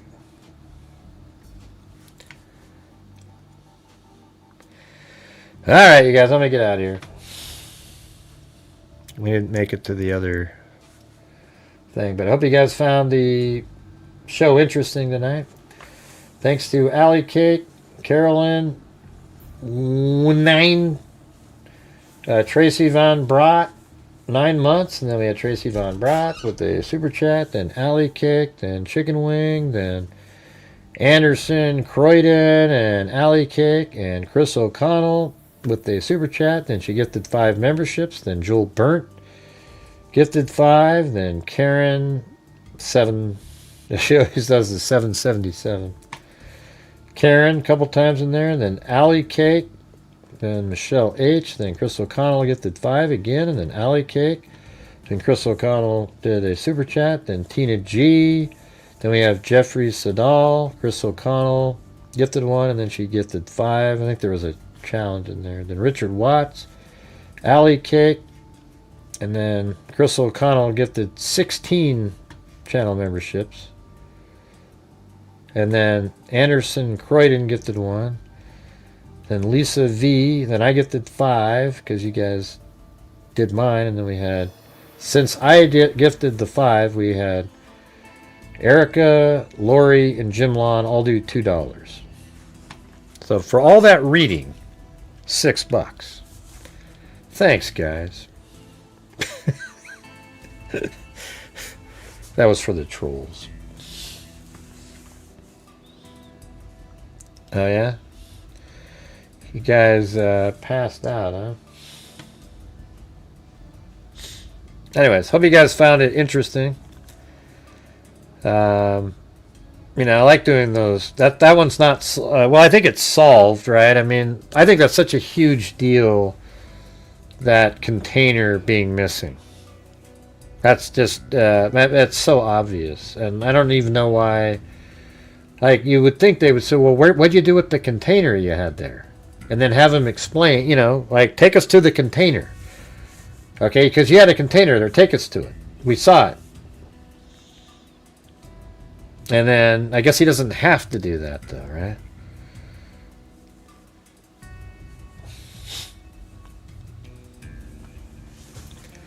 Anyways, thanks a lot there, Chris O'Connell, for, you know, the extra going above and beyond there that got us to our goal. And then also we had, let's see, the PayPals from Karen. And then we had a coffee from Lisa. I thought another person sent a coffee in, but I didn't see it.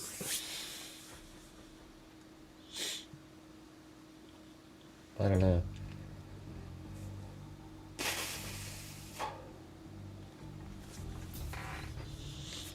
All right, you guys. Well, thanks for being here tonight. If you guys have any last comments, I wish I'd like to be able to cover Nancy Guthrie more. I just don't know what to do. I mean, we have all the stuff that we have, and we really can't. What else are we gonna do with it? One of these days, I might go there though. You know, because I got this that drone that I was telling you about. It's freaking amazing. So 360-degree drone. And when you fly it around, you can look you know how, like, when I did the 360 before, you could still see the drone? You can't see it now. It's completely, you see above and below, and there's no propellers or anything. It's just like you're basically in a sphere flying around.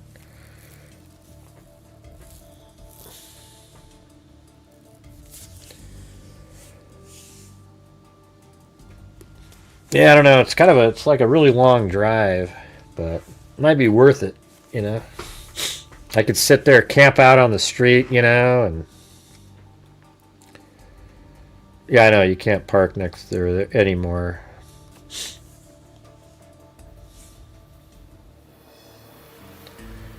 I don't know though. It's like 100 and something degrees. I'm not sure what I'm gonna do other than I would fly my drone around. The 360 degree.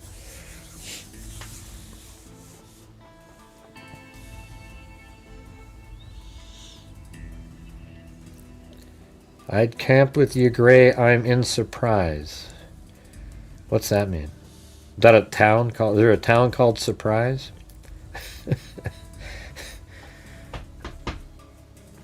Yeah. All right. Well, anyways, thanks everybody. Very cool. Thank you guys for all your support. Special shout out to Karen and Chris O'Connell. Thank you guys, and we'll see you tomorrow. There's a town called Surprise. All right. I guess there really is. I thought you were joking. I thought you just had bad grammar. Let's see. Oh yeah. So you kind of live near.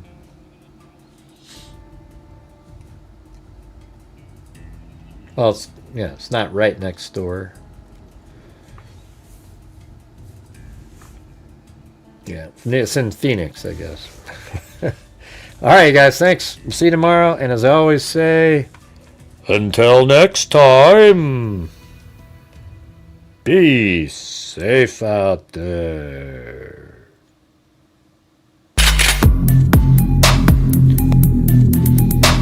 Don't you guys love this new intro? I think it's so much cooler. You know, it's just.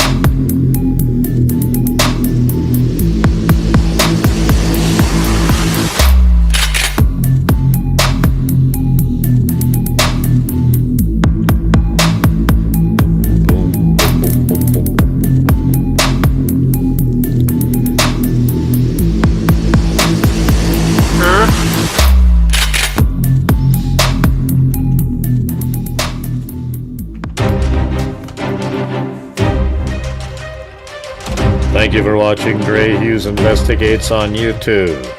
We cover true crime using logic, reason, and common sense. Thank you very much for watching, and as I always say, until next time, be safe out there.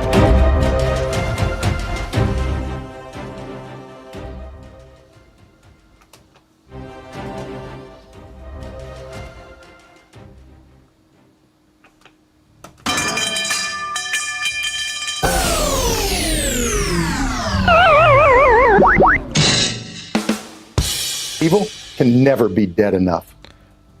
And some of you, you make shit up.